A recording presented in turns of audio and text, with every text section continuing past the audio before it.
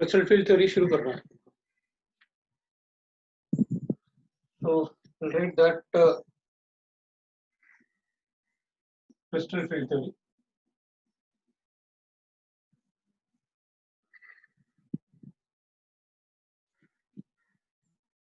CFT और बहुत सारे ऐसे क्वेश्चंस अपने पास थे जो मतलब जिसके आंसर हमको वैलेंस बॉन्ड थ्योरी में नहीं मिले, लेकिन वो आंसर हमें क्रिस्टल फील्ड थ्योरी में जरूर मिलेंगे। ठीक है, तो let us check what are those questions जिनके हमें आंसर नहीं मिले थे। क्रिस्टल फील्ड थ्योरी में will say that according to this theory, so according to CFT, है ना, all metal ligand bonds are ionic bonds. All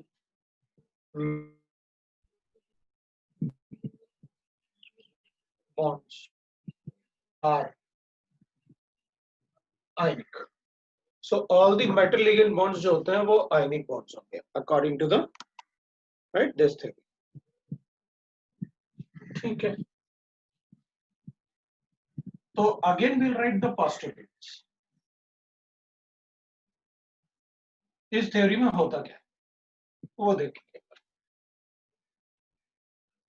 तो first part will say that metal will behave as a cation, will act as a cation, obviously. There is a Lewis acid, and ligand will behave as a anion. Ligand behave as an anion,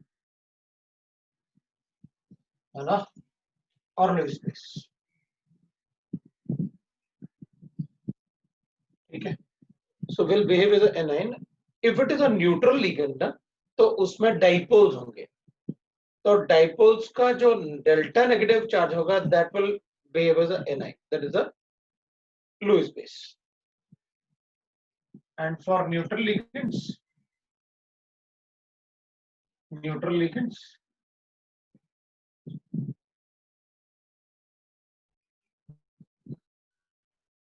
right now, the delta negative charge of dipole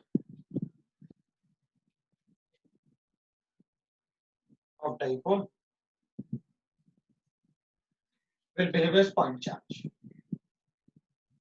है ना, will act as a point charge, और वो भी negative point charge. So this will be the cation, metal will be the cation, and the ligand will be the anion. So if it is a cation and anion, there will be electrostatic attraction between the metal and ligand.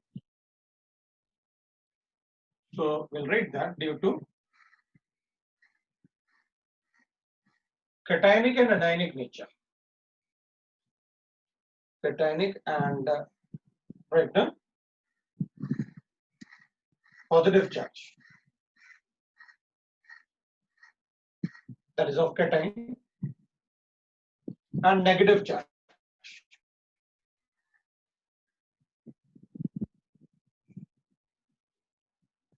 of anion,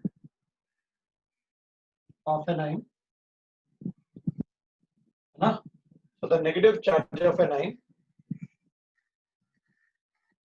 there is electrostatic attraction between the metal and the ligand.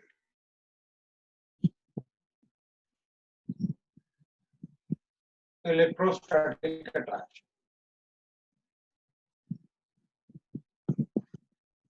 attraction between the metal and the ligand.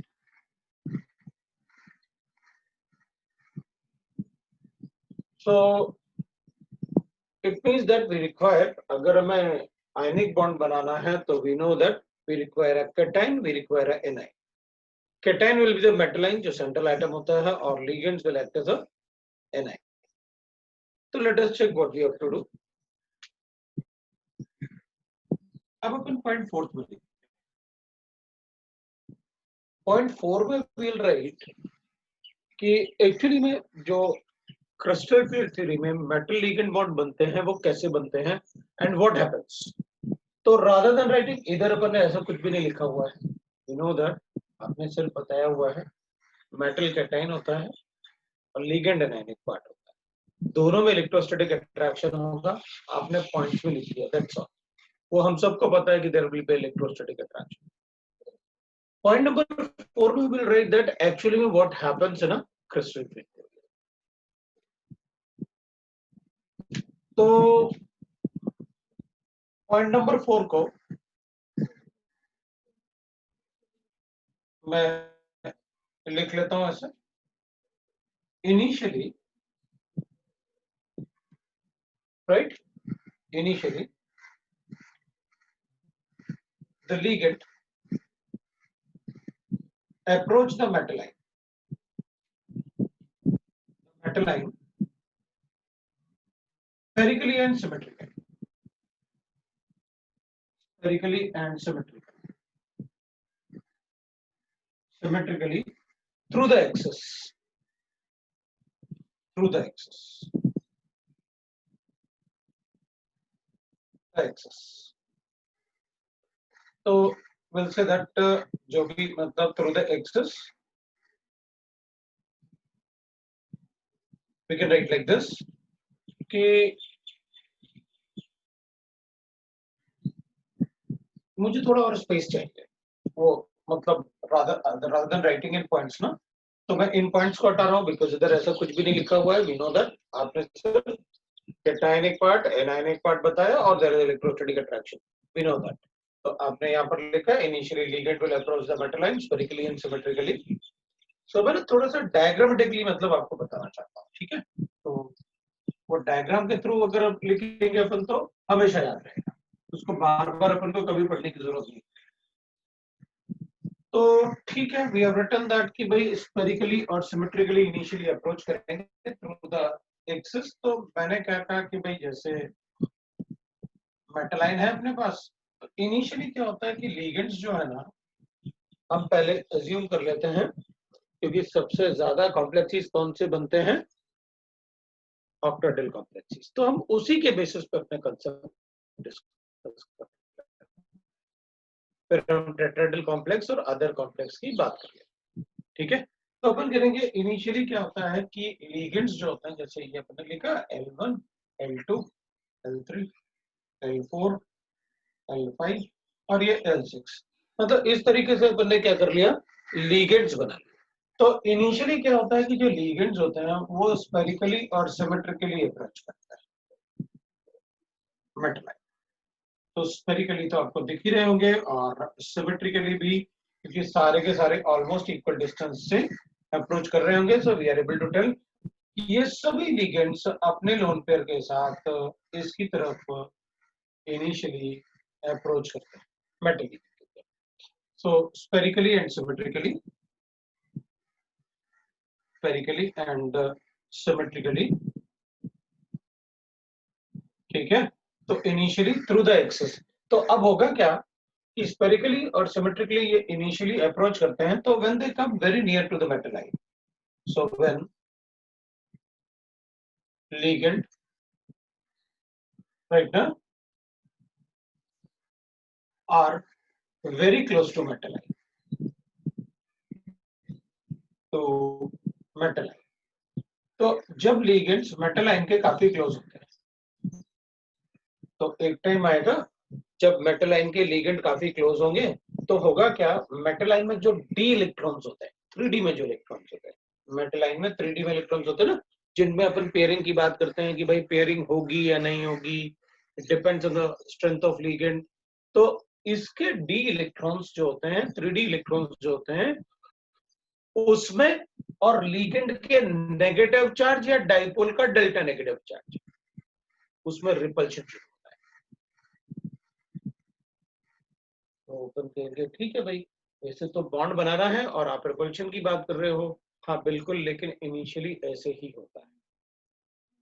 ये part हमने पहले भी पढ़ा हुआ है, कैसे मैं एक एग्जांपल लेता हूँ।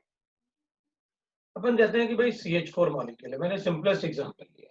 अपन क्या बोलते हैं कि carbon is the central atom, इसका electronic configuration 1s2 2s2 p2 होता है ना। और फिर अपन कहते हैं कि भाई इसमें ना बॉन्डिंग तो सिर्फ वैलेंस इलेक्ट्रॉन से होता है।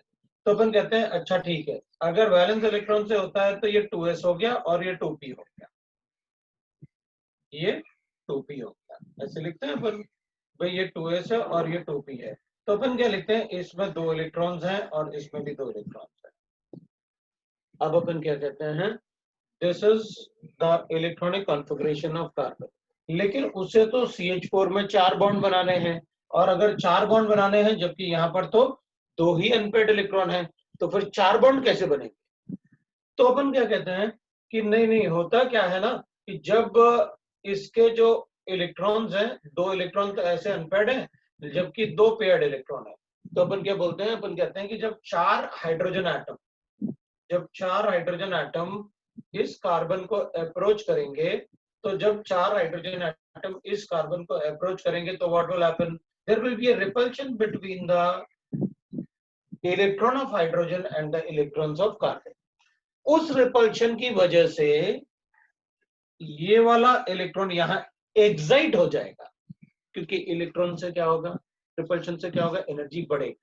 अगर एनर्जी बढ़ेगी तो वो एनर्जी इंक्रीज होने से इसमें क्या हो जाएगा, ये इलेक्ट्रॉन यहां से एक्साइट हो जाएगा यहां पर, तो वो एनर्जी इस एक्साइटेशन में कंज्यूम हो जाएगा। अब कितने इलेक्ट्रॉन आ जाएंगे अनपेयर्ड, 4। वो 4 अनपेयर्ड होने की वजह से 4 बॉन्ड बने, राइट। तो वो पार्ट अपन पहले भी कई बार बताते आए कि भाई ऐसे इलेक्ट्रॉन एक्साइट होगा, और इसको अपन नाम देते थे, that is oxidation number method to predict the hybridisation. Oxidation number method क्यों, क्योंकि अपन बोलते थे ना कि भाई जितना सेंट्रल एटम का ऑक्सीडेशन स्टेट होगा उतने ही अनपेयर्ड इलेक्ट्रॉन होने चाहिए। ये पार्ट हमने पहले भी पढ़ा है और आज भी हम हाइब्रिडाइजेशन में वही डिस्कस कर रहे हैं, ठीक है। कि इनिशियली द एटम्स, वहां पर अपन लिगेंड बोल रहे हैं, approach the central metal ion spherically and symmetrically. जब वो पास आ जाएंगे तो there will be a repulsion between the electrons of the central atom and the ligands, the charge of the ligand और the dipole of the ligand. तो delta negative charge of the ligand which is a dipole. तो उस case में अपन कहेंगे ठीक है भाई, ये पार्ट तो हमको पहले से पता है, तो there will be a repulsion. So when ligands are very close to the metal line, there is repulsion. There is repulsion between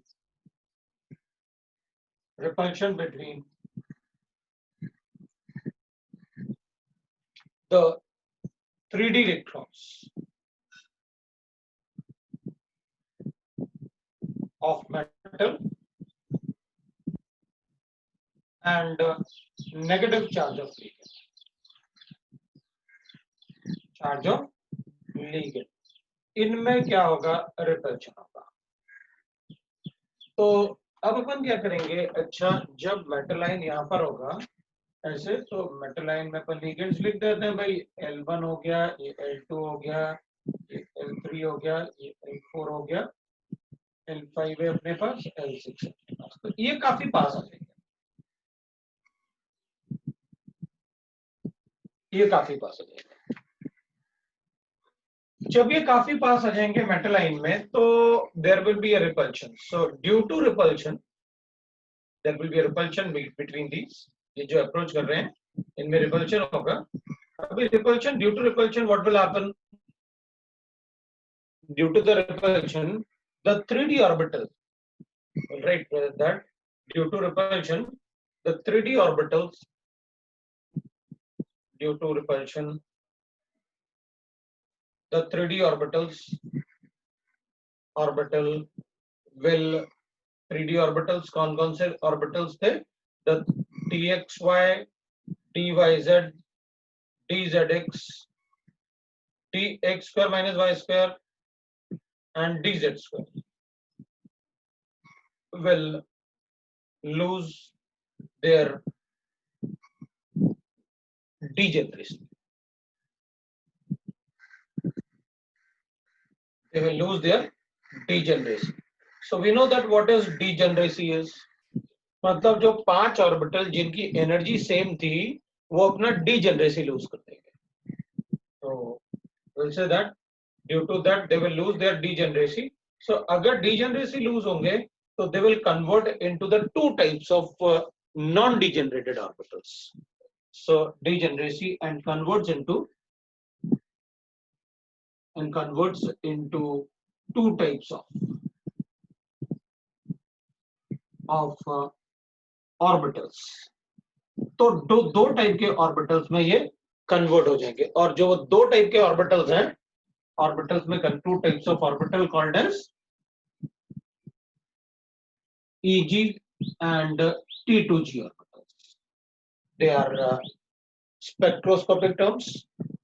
Geroid energy orbitals, and that is the 2T geroid energy orbitals. So these are the orbital, different type of orbitals जिसमें वो दो type के orbital में convert हो जाएंगे. We'll say that this is EG orbitals, this is T2G orbitals. ये दो type के ऑर्बिटल्स में वो कन्वर्ट हो जाएंगे. तो EG ऑर्बिटल और T2G ऑर्बिटल होगा. इसमें अपन कहेंगे भाई कुछ ऑर्बिटल ऐसे होंगे जिनकी एनर्जी बढ़ जाएगी और कुछ ऑर्बिटल ऐसे होंगे जिनकी एनर्जी कम हो जाएगी. तो we have written that, इसमें हमने पॉइंट में लिखा था, initially the ligand will approach the metal ion spherically and symmetrically through the axis.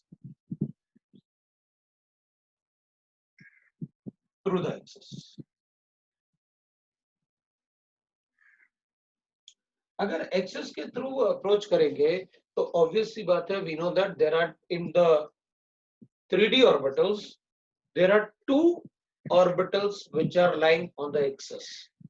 वो कौन से होते हैं? dx² - y² and dz². तो अगर ligands through the axis approach करेंगे स्पेरिकली एंड सिमेट्रिकली, तो ऑब्वियस सी बात है जो लिगेंड एक्सिस से अप्रोच कर रहा होगा उनको रिपल्शन ज्यादा मिलेगा. और ज्यादा मिलेगा मतलब इसका मतलब है कि dx² - y² और dz² वो तो एक्सिस पे लाई करते हैं, तो फिर वहां रिपल्शन ज्यादा होना चाहिए थ्रू द एक्सिस. तो एक्सिस के थ्रू अगर ये अप्रोच करेंगे तो एक्सिस पे जो ऑर्बिटल्स लाई करेंगे, इन 5 ऑर्बिटल में से जो भी ऑर्बिटल एक्सिस पे लाई करेगा वहां रिपल्शन ज्यादा होगा. ठीक है, तो वी कैन से दैट अगर वहां पर रिपल्शन ज्यादा होगा तो we can write like this कि भाई ठीक है, ज्यादा एनर्जी, जेनरेट एनर्जी मतलब देयर मोर एनर्जी ऑर्बिटल्स. तो यहाँ पर क्या होगा कि there will B dx² - y² and dz². ये दो ऑर्बिटल्स होंगे जो जिनकी एनर्जी हम बताएंगे कि इंक्रीज होगी. Why it is so? Because ये दोनों ऑर्बिटल्स एक्सिस पे लाई करेंगे और लिगेंड अगर एक्सिस के थ्रू अप्रोच करना चाहेंगे तो सारे थोड़ी अप्रोच करेंगे, लेकिन मैक्सिमम लिगेंड जो है वो एक्सिस के थ्रू ही अप्रोच करना चाहेगा. तो अपन कहेंगे उस केस में जो एक्सिस पे लाई करेंगे उनकी एनर्जी बढ़ेगी और जो एक्सिस पे लाई नहीं करेंगे उनकी एनर्जी कम होगी. सो dxy, dyz एंड dzx ये वो ऑर्बिटल्स होंगे जिनकी एनर्जी डिक्रीज होगी, क्योंकि हमने अपनी तरफ से कोई एनर्जी नहीं दी. अगर कुछ ऑर्बिटल्स की एनर्जी बढ़ेगी तो कुछ ऑर्बिटल्स की एनर्जी कम हो जाएगी. अगर हम लिगेंड्स को वापस, इन लिगेंड्स को वापस दूर लेके जाएंगे तो वापस ये अपना डीजेनरेटेड ऑर्बिटल्स हो जाएंगे, क्योंकि रिपल्शन की वजह से अगर वो दूर गए तो जब अपन लिगेंड्स को दूर लेके जाएंगे, लिगेंड्स को अगर अपन दूर लेके जाएंगे तो वो वापस भी एक साथ पास आ जाएगा. That is how we can write ना say that what is crystal field theory. So crystal field theory में इनिशियली मेटल और since there is a ionic bond, तो metal and ligands they are going to form ionic bond. Initially क्या होगा, metal ion से ligands symmetrically और spherically approach करेंगे. Due to that approach, what will happen due to the repulsion? So when the ligands are very close to the metal ion, there will be a repulsion. So due to that repulsion, what will happen? There will be the 3D orbitals. जो 5D orbitals होते हैं वो अपनी degeneracy को lost कर देंगे, वो different energy orbitals में convert हो जाएंगे. So these are non-degenerated orbitals. यहाँ पर Eg and T2g orbitals are non-degenerated orbitals. तो ठीक है, वी कैन से दैट, ठीक है भाई, अगर ऐसे होता है तो ठीक है। अब हम इसको थोड़ा सा energy level diagram, crystal field splitting बोलते हैं अपन इसे, तो crystal field splitting of octahedral complex बना के देख लेते हैं। मतलब जो मैंने आपको वर्ड्स में बनाया, इसको एक डायग्रामेटिकली जो मैंने आपको बताया ये कि भाई कैसे अपन उसको बताएंगे कि ऑक्टाहेड्रल कॉम्प्लेक्स कैसे बनाते हैं लिगेंड्स, उसी को अपन एक क्रिस्टल फील्ड स्प्लिटिंग डायग्राम बोलते हैं अपन उससे, तो उसमें बना के देखते हैं। तो ये मैंने आपको थ्योरी को कन्वर्ट कर दिया एक डायग्राम, यही थ्योरी पार्ट है आपके क्रिस्टल फील्ड थ्योरी। ठीक है, तो वी कैन राइट दैट, अब ये पोस्टुलेट्स है जो अपन को फॉलो करना है।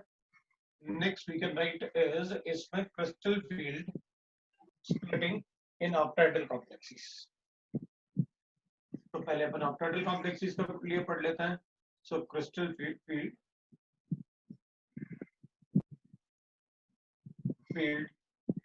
splitting in octahedral complex.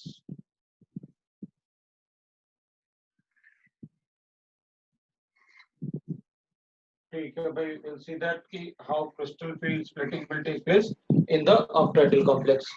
तो चलो octahedral complex में चेक कर लेते हैं भाई crystal field splitting कैसे होगा, वो देख। मैं इसी को एक क्रिस्टल फील्ड डायग्राम में बना रहा हूं जिसके बेसिस पे अपन क्वेश्चंस को सॉल्व करेंगे, तो वो पार्ट अपन बना लेते हैं। ठीक है, इन द ऑक्टाहेड्रल कॉम्प्लेक्स उसको अपन कहते हैं एनर्जी लेवल डायग्राम। तो इसमें अपन ना ऐसे एनर्जी लेवल डायग्राम बनाएंगे। तो ये energy that is potential energy, we know that, ठीक है ना। तो पोटेंशियल एनर्जी डायग्राम अपन ऐसे बना देते हैं और बताते हैं करना क्या है। तो इनिशियली व्हाट विल हैपन, अब यहाँ से यहाँ एनर्जी इंक्रीज होगी, मतलब जो भी डायग्राम मैं बनाऊंगा उसमें अपन एनर्जी इंक्रीज कैसे होगी वो बता देंगे कि भाई एनर्जी बढ़ रही है देखो। तो इनिशियली मैं कहूंगा lower energy orbitals, these are your 3D orbitals, 5 3D orbitals, ठीक है ना। So degenerated orbitals,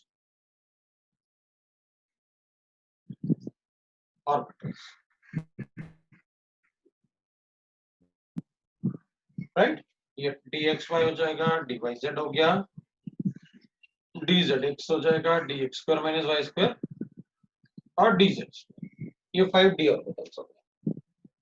When the ligand approaches these orbitals, when ligand approaches these orbitals, तो रिपल्शन होगा। ना कि पहले ligand क्या करेंगे, इनको स्फेरिकली और सिमेट्रिकली अप्रोच करते हैं, लेकिन जब ligand, these are degenerated orbitals of metal ion in ground state, तो अपन कहेंगे ठीक है भाई, इसमें मतलब ये हो गया कि ग्राउंड स्टेट में मतलब जब लिगेंड्स स्फेरिकली और सिमेट्रिकली अप्रोच कर रहे होंगे तो there will be a 5 degenerated orbitals. Degeneracy मतलब ऑर्बिटल्स ऑफ इक्वल एनर्जी। जब लिगेंड इनको अप्रोच करेंगे तो there will be a repulsion, so due to the repulsion their energy increases. तो अपन कहेंगे भाई रिपल्शन की वजह से इनकी एनर्जी बढ़ जाएगी, ठीक है। Due to the repulsion, their energy will increase. तो ये अपने पास 5 ऑर्बिटल आ गए जिनकी एनर्जी बढ़ गई। तो when the ligand approach, so these are excited degenerated orbitals.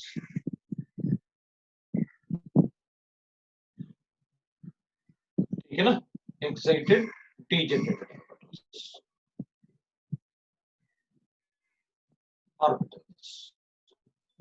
When the ligands are very close, when ligand are close to metal ion, ठीक है ना। तो अभी भी ये डिजेनरेटेड ऑर्बिटल्स है, dxy yz जो भी 5D ऑर्बिटल्स है, दे आर लाइक दैट। अभी what will happen, due to the repulsion between the d electrons, जो भी इसमें d इलेक्ट्रॉन्स होंगे, जो भी कॉम्प्लेक्स हम पढ़ रहे होंगे उसके d ऑर्बिटल लिखेंगे। So due to the repulsion between the 3D electrons and the negative charge of the ligand, इनका degeneracy break होगा. So they will lose their degeneracy in two types of orbitals. एक अपन कहेंगे यहाँ पर जो दो type के ऑर्बिटल्स में डिजेनरेसी लॉस्ट करेंगे, तो यहाँ पर लिख लेते हैं अपन एक d x square minus Y square and d z square. These are the two orbital जिसमें उन्होंने अपना डिजेनरेसी लॉस्ट किया. और यहाँ पर भी अपन लिख लेते हैं भाई ये अपने पास तीन ऑर्बिटल्स हो गए जिसमें उनका डिजेनरेसी लॉस्ट हुआ and these orbitals are d x y, d y z and d z x. अभी ligands are approaching to the metal line through their axis. ये ligand approach किए तो excitation हुआ, ligand और पास आए तो break हो गए due to the repulsion. तो ये दो टाइप के energies में convert हो गए. This will be the Eg orbitals and these are called T2G orbitals. ठीक है ना? Eg orbitals and the T2G orbitals. अब इन दोनों के बीच में एक एनर्जी डिफरेंस होता है क्योंकि कुछ इनका एनर्जी बढ़ेगा, इनका एनर्जी कम हो जाएगा. तो इन दोनों के बीच में एनर्जी डिफरेंस होता है. उस एनर्जी डिफरेंस को हम डिनोट करते हैं विद डेल्टा नॉट. तो ये एनर्जी डिफरेंस जो होगा उसे हम डिनोट करेंगे डेल्टा नॉट से. The energy difference between the T2G and Eg orbital उसको अपन डिनोट करेंगे डेल्टा नॉट से. Delta not is the energy difference between जो O होगा, जो जीरो लिख रहा है अपन ने, जीरो लिखा हुआ है, दैट इज नथिंग बट ऑक्टेटल कॉम्प्लेक्सीज का delta. The energy difference between Eg and T2G orbitals होगा. ठीक है, वी विल से दैट. तो अभी इनमें व्हाट विल डू, इनका एनर्जी कम है और इनका एनर्जी ज्यादा है. तो अगर डी ऑर्बिटल्स में ये डिजेनरेसी लॉस्ट करेंगे तो दो टाइप के ऑर्बिटल्स बनेंगे. Means these are the higher energy orbital, these are the lower energy orbitals. अब अपन क्या करेंगे, अपन कहेंगे जनरली इन दोनों के बीच में एनर्जी डिफरेंस जो होगा वो राइट ना डेल्टा नॉट से डिनोट करेंगे. और ये ऐसे ये वाले ऑर्बिटल ऊपर क्यों आए और ये वाले ऑर्बिटल नीचे क्यों आए? Because in the octaedral complexes the ligand approach the metal line through the axis. Axis के थ्रू अगर अप्रोच करेंगे तो एक्सिस पे जो ऑर्बिटल्स होंगे उन ऑर्बिटल में रिपल्शन ज्यादा होगा then the orbital which are present between the axis. तो इस केस में एनर्जी ज्यादा बढ़ेगी. अगर एनर्जी बढ़ेगी तो ऑब्वियस सी बात है इनकी एनर्जी ज्यादा है और इनकी एनर्जी कम है. और ये तभी ब्रेक होंगे डिफरेंट एनर्जीज में जब लीगेंड अप्रोच कर रहा है. अगर लीगेंड मेटल लाइन से वापस दूर जाना शुरू कर दे तो अपन वापस इसको रिवर्स कर देंगे. लीगेंड काफी दूर चला गया मेटल लाइन से, तो ये स्प्लिटिंग की हो रही है because the ligand is approaching the metal line. So crystal field में मैं अपन ऐसे लिख भी सकते हैं इसमें कि ligand approach the metal ion through the axis ना. Ligand approach the metal ion, metal ion ऐसे तो अपन लिख चुके हैं through the axis, through the axis है ना. तो फिर ऐसे बोल सकते हैं. अब अपन कहेंगे इसमें ना जैसे यहाँ पर हमें क्या करना होगा क्योंकि यहाँ पर 6 इलेक्ट्रॉन्स होंगे, यहाँ पर 4 इलेक्ट्रॉन्स होंगे और यहाँ पर 6 इलेक्ट्रॉन्स होंगे. अब इसमें एनर्जी डिफरेंस सपोज करते हैं कि सपोज कर लेते हैं एक स्टैंडर्ड वैल्यू ले लेते हैं अपन कि भाई कितना एनर्जी डिफरेंस होगा. तो हम क्या करते हैं इसको एक वैल्यू दे देते हैं दैट इज कॉल्ड, इसको वैल्यू देते हैं 10 DQ. ठीक है ना. तो अपन को पता है 10 DQ वो भी एनर्जी बोल रहे हैं आप, तो D तो हमेशा डाल्टन होता है एनर्जी के लिए राइट ना. ये डाल्टन होगा और Q मतलब डाल्टन चार्ज. ठीक है ना. जैसे हमने 1 डाल्टन पढ़ा हुआ है कि पहले अपन ने मूल कॉन्सेप्ट में पढ़ा हुआ है 1 Dalton is equal to 1 AME और 1 AME is equal to 931.48 mega electron volt. तो उस टाइप से, बट वहां पर अपन इतना ज्यादा डेप्थ में नहीं पढ़ना है. अपन को बस ये याद रखना है कि हाँ डाल्टन को हम एनर्जी में बोल सकते हैं। सो दिस इज 10 dq, अपन इसको डाल्टन चार्ज ले लेते हैं, ठीक है। अभी व्हाट आई विल राइट, अगर अपन इसको 10 डाल्टन चार्ज लिख रहे हैं ऐसे, तो वी कैन राइट दैट कि भाई इसको ना 10 डाल्टन चार्ज अपन ने इसका एनर्जी डिफरेंस लिख लिया, ठीक है। 10 dq लिखा मैंने, सो that is the charge on that, right.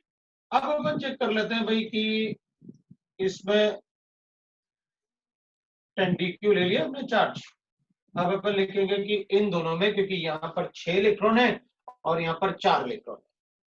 अब आपने क्या किया, जब इसको, जब ये स्प्लिट हुआ तो ये 3 ऑर्बिटल आए और यहाँ 4 ऑर्बिटल आए। तो जब अपन लिगेंड को वापस दूर लेके जाएंगे तो इनका एनर्जी क्या हो जाना चाहिए, वापस ये डीजेनरेटेड बन जाना चाहिए। तो अपन क्या करेंगे, अपन कहेंगे 4 इलेक्ट्रॉन से, ये स्प्लिटिंग हुआ यहाँ से, है ना। अपने एक बना लिया कि भाई यहां से इधर एनर्जी बढ़ गई और इधर एनर्जी कम हो। तो अगर हम यहां से एनर्जी बढ़ेगा और यहाँ एनर्जी कम होगा, तो हमें ये बात बताना होगा कि जितनी एनर्जी बढ़ेगी उतनी ही एनर्जी कम भी हो। वो क्यों? क्योंकि जब आप लिगेंड को दूर लेके जाएंगे तो जब ये आपस में मर्ज होंगे तो वापस क्या हो जानी चाहिए, वहां पर एनर्जी 0 हो जाए। क्योंकि डीजेनरेटेड ऑर्बिटल्स का मतलब है which have same orbital, same energy orbitals. तो इसका मतलब है अगर यहाँ पर 4 इलेक्ट्रॉन है, मेरे पास 10 है, तो 10 को कैसे डिवाइड करूं प्लस में, क्योंकि एनर्जी बढ़ेगा तो मुझे प्लस लिखना पड़ेगा और कम होगा तो मुझे माइनस लिखना पड़ेगा कि भाई वहां पर एनर्जी कम हो गई और वहां एनर्जी बढ़ गई। तो मुझे कोई ऐसा नंबर डिसाइड करना पड़ेगा जिससे कि मैं ये बता दूं कि जब आप लिगेंड को दूर लेके जाएंगे तो ये दोनों प्लस और माइनस का वैल्यू सेम हो जाए। तो मैं क्या करूंगा, मैं लिखूंगा यहाँ पर कि भाई देखो यहाँ पर कुछ ऐसा नंबर देते हैं, क्योंकि यहाँ पर मैक्सिमम इलेक्ट्रॉन कितने होंगे, 4 होंगे इलेक्ट्रॉन्स, और यहाँ पर मैक्सिमम इलेक्ट्रॉन कितने हो सकते हैं, 6 होंगे मैक्सिमम इलेक्ट्रॉन, है ना। तो अपन को कुछ ऐसे एनर्जी देना पड़ेगा जिससे कि 6 इलेक्ट्रॉन का एनर्जी और 4 इलेक्ट्रॉन का एनर्जी बराबर हो जाए। तो अपन क्या करते हैं, अपन कहेंगे भाई यहाँ पर अगर मैं इसको 3/5 करता हूँ, मतलब इट इज 6/10। अगर मैं इसको 6/10 करता हूँ और यहाँ पर इसको, ये हमें डिसाइड करना है, कुछ ऐसे होता नहीं है, और इसको मैं 4/10 करता हूँ, मतलब ऐसे एनर्जी दे देता हूँ। मैंने 10 को 6 और 4 में डिवाइड कर लिया। मैं इसको 3/5 भी लिख सकता हूँ, इसको 2/5 भी लिख सकता हूँ। It is just a fraction जैसे पर लिखते हैं। तो 6/10 मतलब हो जाएगा अपने पास 3/5 इंटू 4। सो 3/5, ये 0.6 भी बोल सकते हैं अपन, ये 0.4 भी बोल सकते हो आप। तो दिस विल बी 0.6। 0.6 मतलब हो जाएगा 6 इंटू 0.6 इंटू 4 प्लस 2.4, और 0.4 इंटू 6 माइनस 2.4। तो ठीक है, अपन यही नंबर दे देते हैं।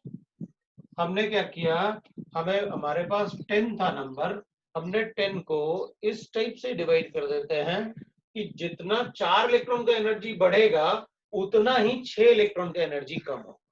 क्योंकि जब हम लिगेंड को अलग करेंगे तो ये एनर्जी आपस में क्या हो जाएंगे, मर्ज होंगे, ये एनर्जी आपस में ऐड होंगे और वो क्या हो जाने चाहिए, 5 डीजेनरेटेड ऑर्बिटल्स आ जाने चाहिए और उनकी एनर्जी में डिफरेंस नहीं होगा। तो अपन क्या करते हैं, हमने इसको क्या लिखा 0.6 प्लस 0.6 और इसको क्या दे दिया माइनस 0.4। तो उससे फायदा क्या हुआ हमें, हमने ये बता दिया कि देखो भाई अगर 4 इलेक्ट्रॉन का एनर्जी बढ़ रहा है और 6 इलेक्ट्रॉन का एनर्जी कम हो रहा है, तो ऑब्वियस सी बात है जितना एनर्जी बढ़ेगा उतना ही एनर्जी कम होगा।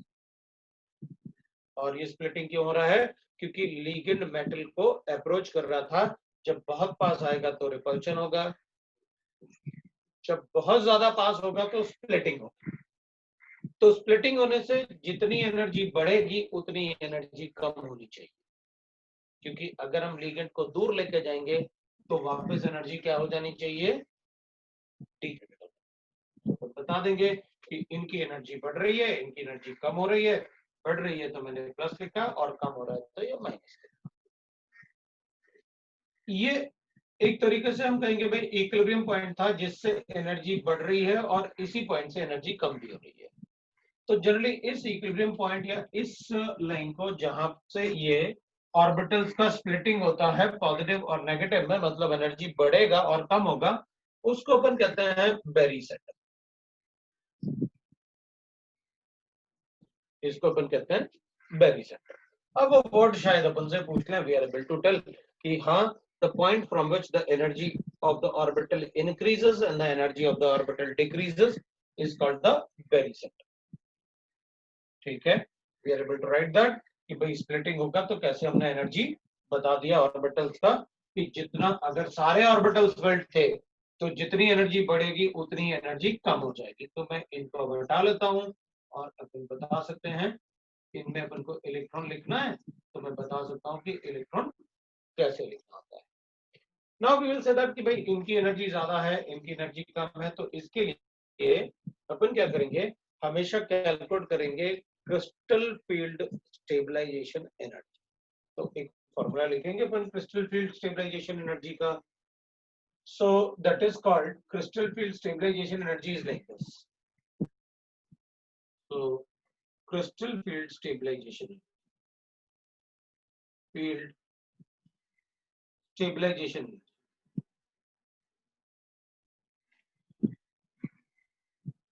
स्टेबलाइजेशन एनर्जी, इसको कहते हैं अपन CFS, that is crystal field stabilisation. और ये अपन को एक छोटा सा फॉर्मूला लिखना होता है, और वो फॉर्मूला होता है कि भाई यहाँ पर ये बताना होता है कि जैसे ये इलेक्ट्रॉन और ये इलेक्ट्रॉन्स है, तो अपन क्या करेंगे, number of electron present in this, क्योंकि अब हम क्या करेंगे, इसमें इलेक्ट्रॉन को फिल करेंगे। अगर इलेक्ट्रॉन को फिल करेंगे तो पहले किस में फिल करें इलेक्ट्रॉन, EG में या T2G में? तो हम कहेंगे, हमने आज तक जो भी पढ़ा उसमें ये पढ़ा कि इलेक्ट्रॉन्स पहले फिल उन ऑर्बिटल्स में होंगे जिनकी एनर्जी कम हो। इसका मतलब है यहां से हमें इलेक्ट्रॉन फिल करना शुरू करना पड़ेगा। इनकी एनर्जी कम है, फिर इनकी एनर्जी ज्यादा है, तो उस केस में अपन चेक करेंगे कि पहले इलेक्ट्रॉन फिलिंग कैसे करेंगे। तो अपन फॉर्मूला लिख लेते हैं, उसके बाद अपन चेक करते हैं कि हमें किस केस में कैसे इलेक्ट्रॉन फिल करना है। तो will say that crystal field stabilisation energy में, so number of electron present in the EG orbitals, मैं इसको NEG लिख लेता हूं, और N is number of electron in the EG orbitals multiply by 0.6। ये अपन को चेक करना होता है। ये एनर्जीज है, मैंने बताया आपको, 10 को मैंने डिवाइड किया एनर्जीज में। सो ये कैलकुलेट करना है अपन को, plus number of electron present in the T2G orbitals. Obviously बात है, अपन को पता है D6 होगा तो कैसे लिखना है, D3 होगा तो अपन 1 2 3 ऐसे फिल करेंगे। तो like that we have to write, so number of electron present in the n T2G orbitals, और इसको मल्टीप्लाई करेंगे अपन -0.4। ये अपन को लिखना पड़ेगा क्रिस्टल फील्ड स्टेबलाइजेशन एनर्जी, और इसको अपन को लिखना होता है delta not into, that is plus, that is, इसको अपन को डेल्टा नॉट लिखना होता है because this is the energy. ये अपन को एनर्जी, क्योंकि अगर हमें पता है यहाँ पर 4 इलेक्ट्रॉन है और यहाँ पर 6 इलेक्ट्रॉन है, तो अपन को क्या एनर्जी मिलेगा, डेल्टा नॉट प्लस। इसमें एक और पार्ट लिखना होता है n स्टार p। तो ये n स्टार p होगा, वो n स्टार p मैं आपको बताऊंगा व्हाट इज दैट, लेकिन मैं पहले लिख देता हूं भाई व्हाट इज दैट NEG। तो मैं यहाँ पर लिखने वाला हूं NEG is number of electrons in, ठीक है, number of electron in EG orbitals. T2G होता है, that is NT2G, number of electrons in T2G orbitals। ये numbers already we know that कहां से आए, ठीक है। Delta not is the energy, we know that, वो तो एनर्जी को रिप्रेजेंट करेगा, ऑक्टेटल एनर्जी को। और n star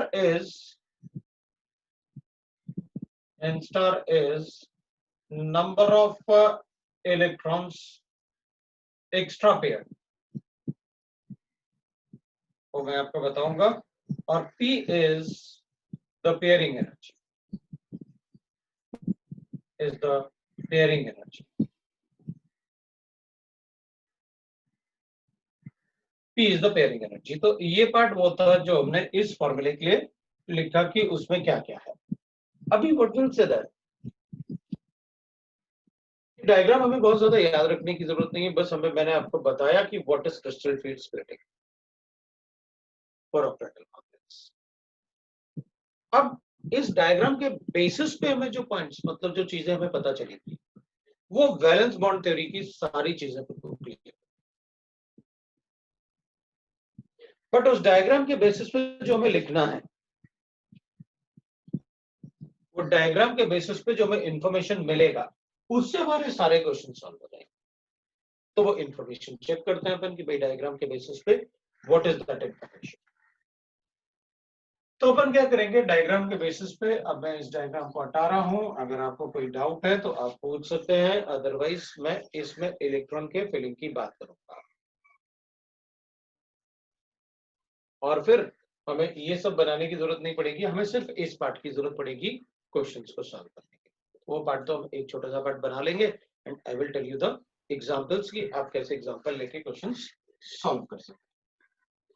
तो और क्रिस्टल फील्ड स्टेबलाइजेशन एनर्जी अपन कैसे कैलकुलेट करेंगे वो आपको पता है, मैं आपको बताऊंगा how you can write that, इसका कैलकुलेशन कैसे करेंगे। अभी व्हाट आई विल डू, इसमें विल से दैट कि भाई पॉइंट्स अपन लिख रहे हैं इसमें, what are the points we have to we should know that. तो एक पॉइंट तो अपने पास ये होगा कि हम फिलिंग ऑफ इलेक्ट्रॉन की बात कर रहे थे, पहले अपन ये देख लेते हैं। फॉर स्ट्रॉन्ग लिगेंड अपन पहले बात कर लेते हैं भाई, स्ट्रॉन्ग लिगेंड। अगर स्ट्रॉन्ग लिगेंड होगा तो क्या होगा वो देखते हैं। Strong ligands are better donor atoms, they are better donor atoms, है ना, they are better donor। ठीक है, तो एटम भी हो सकता है या स्पीसीज भी हो सकता है। स्पीसीज मैंने इसमें लिखा कि वो आयन भी हो सकता है, नाइट्रोजन डोनर आयन भी हो सकता है, न्यूट्रल मॉलिक्यूल भी हो सकता है। तो वी हैव रिटन दैट, ठीक है, बेटर डोनर एटम्स। अगर बेटर डोनर एटम होगा तो so they can show more repulsion, है ना, with 3D electrons, orbital electrons. तो 3D ऑर्बिटल इलेक्ट्रॉन से वो ज्यादा रिपल्शन शो कर सकते हैं। अगर ज्यादा रिपल्शन शो करेंगे so the energy gap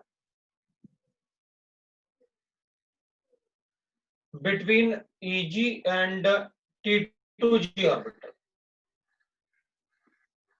EG and T2G orbital is large, is large। अभी क्या होगा कि अगर स्ट्रॉन्ग लिगेंड है तो इसका मतलब है EG ऑर्बिटल और T2G ऑर्बिटल में जो गैप होगा वो बहुत ज्यादा होगा, ये गैप बहुत ज्यादा होगा, लार्ज। अगर स्ट्रॉन्ग लिगेंड होगा तो क्योंकि रिपल्शन ज्यादा होगा, रिपल्शन ज्यादा होगा, स्प्लिटिंग ज्यादा होगा, स्प्लिटिंग ज्यादा होगा, तो ऑब्वियस सी बात है क्या होगा, लार्ज गैप आएगा। अगर लार्ज गैप आएगा तो अपन कहेंगे भाई फिर उस केस में क्या होगा कि इलेक्ट्रॉन्स का जो फिलिंग होगा ना वो ऐसे होगा 1 2 3। अभी इलेक्ट्रॉन को यहां फिल करना है तो एनर्जी इलेक्ट्रॉन के पास बहुत ज्यादा होना चाहिए, तभी वो इतना ऊपर जाके वहां पर ऑर्बिटल को ऑक्युपाई करेगा। लेकिन गैप ज्यादा होने की वजह से अपन कहेंगे इसको ना यही इलेक्ट्रॉन को पेयर अप कर देते हैं।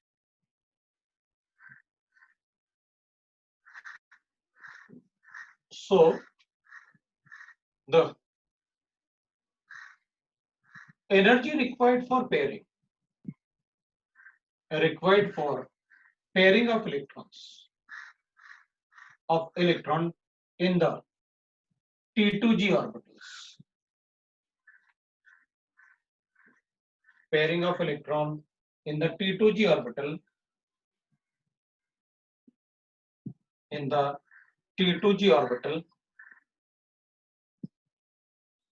energy required for pairing of electron in the T2G orbital, उसको अपन P से डिनोट कर लेते हैं, is very low, तो वो बहुत कम होगा then compared to delta not. भाई ये गैप जो होता है वो डेल्टा नॉट होता है, और पेयरिंग करने के लिए जो एनर्जी चाहिए वो बहुत कम चाहिए। तो अपन क्या करेंगे, आप पेयरिंग कर दो, मतलब पेयरिंग एनर्जी जो है वो वेरी लेस है, तो डेल्टा पी जो है that is less than delta naught. So pairing take place in T2G orbital take place और वो कैसे हो जाएगा, will write like this, that is T2G orbital से जब अपन इलेक्ट्रॉन फिल करेंगे ना तो take place, so electron is filled as अपन क्या करेंगे, इसमें इलेक्ट्रॉन फिल करेंगे पहले T2G में आप इलेक्ट्रॉन फिल करो, ये 1 इलेक्ट्रॉन, ये 2 इलेक्ट्रॉन, ये 3 इलेक्ट्रॉन, और सिंस पेयरिंग करने के लिए जो एनर्जी चाहिए वो काफी कम चाहिए as compare to delta nought, क्योंकि गैप बहुत ज्यादा है, तो इलेक्ट्रॉन को 1 2 3 फिल करने के बाद उधर फिल करने के लिए बहुत ज्यादा एनर्जी चाहिए, तो अपन क्या करेंगे, वहीं पेयरिंग कर देते हैं।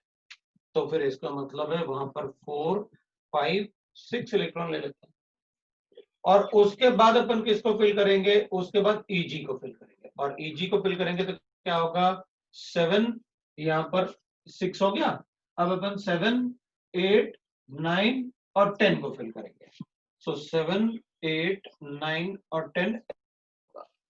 सो अगर स्ट्रॉन्ग लिगेंड होगा तो हमें ये पता होगा कि जब स्ट्रॉन्ग लिगेंड होगा तो इसमें गैप ज्यादा होता है स्प्लिटिंग की वजह से, गैप ज्यादा होगा तो इसका मतलब है कि इधर पेयरिंग करो, पहले इधर सारे फिल कर लो ऑर्बिटल, क्योंकि उधर जाने के लिए हमें बहुत ज्यादा एनर्जी रिक्वायर्ड होगा, तो जो भी ऑर्बिटल इधर लिखे हुए हैं उनमें पेयरिंग कर दो। जबकि वी नो दैट अगर 5 ऑर्बिटल थे तो 1 2 3 4 5 6 7 8 ऐसे फिल करना चाहिए था अकॉर्डिंग टू हंट्स रूल, लेकिन अपन ने कहा नहीं, यहाँ तो लिगेंड की वजह से स्प्लिटिंग हो गई, और स्प्लिटिंग हो गया तो ये 3 ऑर्बिटल एक टाइप के एनर्जी के हैं, 2 ऑर्बिटल एक टाइप के एनर्जी के हैं, तो इधर अगर अपन इलेक्ट्रॉन लिखेंगे 1 2 3 तो उधर लिखने उधर तभी ले जा सकते इलेक्ट्रॉन जब बहुत कम एनर्जी चाहिए यहां जाने के लिए और पेयरिंग एनर्जी ज्यादा हो जाए। तो यहां पर क्या हो जाएगा, गैप अगर ज्यादा ऐसे लैप है तो अपन कहेंगे डेल्टा नॉट जो होगा that is greater than the energy required for pairing, अगर लार्ज गैप है तो, इन case of strong ligand, for strong ligand, ठीक है ना, अगर स्ट्रॉन्ग लिगेंड है तो ऐसे अपन बता सकते हैं 10 प्लेटिंग। तो अपन कहेंगे ठीक है, अगर वीक लिगेंड है तो will write like this, will say that for strong for weak ligand, अगर लिगेंड वीक है, अगर लिगेंड वीक है तो it is a poor donor atom, it is poor donor atom, है ना। सो पुअर डोनर एटम, और ion भी हो सकता है तो अपन स्पीसीज लिख लेते हैं उसको, ठीक है। तो poor donor species does less repulsion between 3d orbital between electron of 3d orbital and ligand. So इनमें रिपल्शन कम होगा। अगर रिपल्शन कम होगा तो ऑब्वियस सी बात है, so the delta not is very less.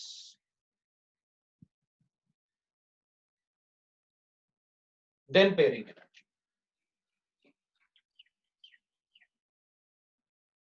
Energy. So क्योंकि स्प्लिटिंग नहीं हुआ ना, क्योंकि उनमें रिपल्शन नहीं हुआ, वीक लिगेंड जो होते हैं वो अच्छे डोनर एटम नहीं होते हैं, तो उनमें रिपल्शन नहीं होता, रिपल्शन नहीं होता है तो गैप कम होता है। तो अपने पास आया, so the delta not is less than the pairing energy P.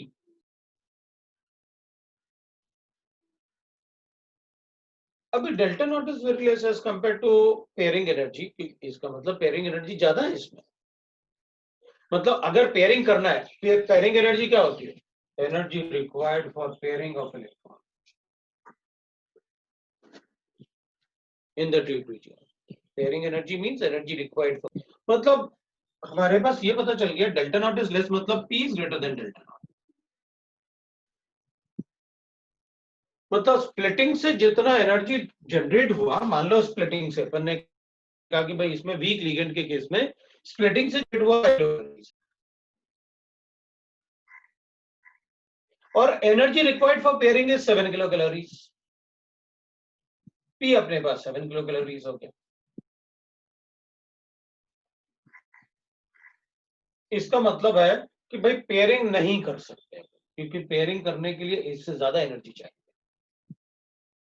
इसमें क्या हो रहा था पहले वाले केस में कि स्प्लिटिंग बहुत ज्यादा, तो अगर स्प्लिटिंग से 10 एनर्जी है लेकिन पेयरिंग करने के लिए मैं कितना 5 एनर्जी चाहिए, तो ठीक है पेयरिंग कर दो, overall it is exothermic phenomena. लेकिन इधर क्या हो रहा है, since the gap is less तो डेल्टा नॉट बहुत कम है। अगर डेल्टा वो बहुत कम है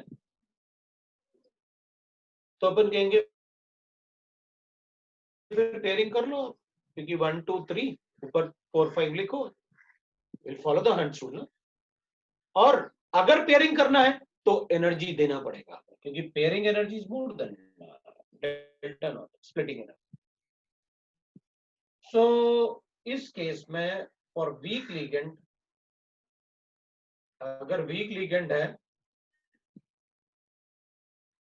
अगर वीक लिगेंड है तो delta not is will say that is less than pairing energy.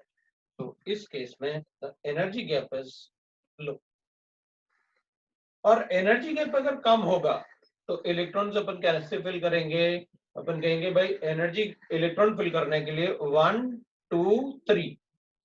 उसके बाद अपन कहेंगे अगर हमें यहाँ पेयरिंग करनी है तो एनर्जी देनी पड़ेगी। It's endothermic process because energy required for pairing is called P. तो अगर पेयरिंग करनी है तो एनर्जी देनी पड़ेगी, तो फिर क्या करें?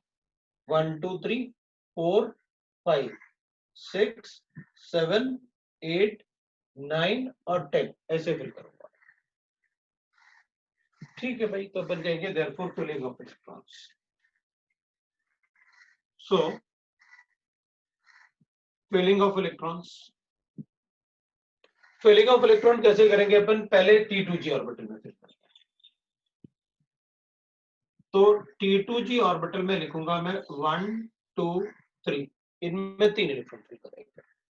उसके बाद अब मैं पेयरिंग तो कर नहीं सकता, तो EG ऑर्बिटल में फिल करूंगा 4 5। उसके बाद फिर इधर, क्योंकि सभी ऑर्बिटल में एक एक अनपेयर्ड इलेक्ट्रॉन हो गया, अब उसके बाद फिर T2G ऑर्बिटल में लिखूंगा, वो होगा अपने लिए 6 7 8।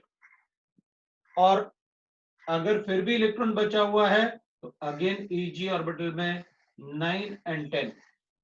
This is the order of filling of electron in case of weak. So we are able to tell कि अगर लिगेंड वीक होता है तो इन दोनों में गैप कम होता है, filling of electron we know that how it is. और अगर स्ट्रॉन्ग लिगेंड होता है तो इन दोनों में गैप ज्यादा होता है, और गैप ज्यादा होने की वजह से रादर देन टेकिंग इलेक्ट्रॉन 1 2 3 के बाद उधर 4 ले जाने के, हम यहीं पेयरिंग कर देते हैं स्ट्रॉन्ग लिगेंड के केस। सो स्ट्रॉन्ग लिगेंड के केस में पहले नीचे वाले ऑर्बिटल T2G ऑर्बिटल जो होंगे वो सारे फिल्ड होंगे, उसके बाद EG ऑर्बिटल्स हम ऊपर फिल करेंगे। That is how we can write that filling of electron in the orbital. तो विल से दैट ठीक है, we got the filling of electrons in the orbitals. तो इसके बाद वी कैन से दैट हमें इलेक्ट्रॉन फिलिंग आ गया। हमें कैसे इलेक्ट्रॉन फिलिंग करना है? Strong ligand and weak ligand is known to you. What is strong ligand, what is weak ligand from the donor atoms, है ना? तो strong and weak ligand is known to you. What is strong ligand, what is weak ligand? So what we can write is, अपन ऐसे बता सकते हैं strong ligand और weak ligand का ऑर्डर तो हमें पता है, उसको अपन स्पेक्ट्रोकेमिकल राइट ना सीरीज कहते हैं। So strength of ligands by spectrochemical series, we can write the strength of ligands by spectrochemical series. तो स्पेक्ट्रोकेमिकल सीरीज लिखा अपन ने पहले,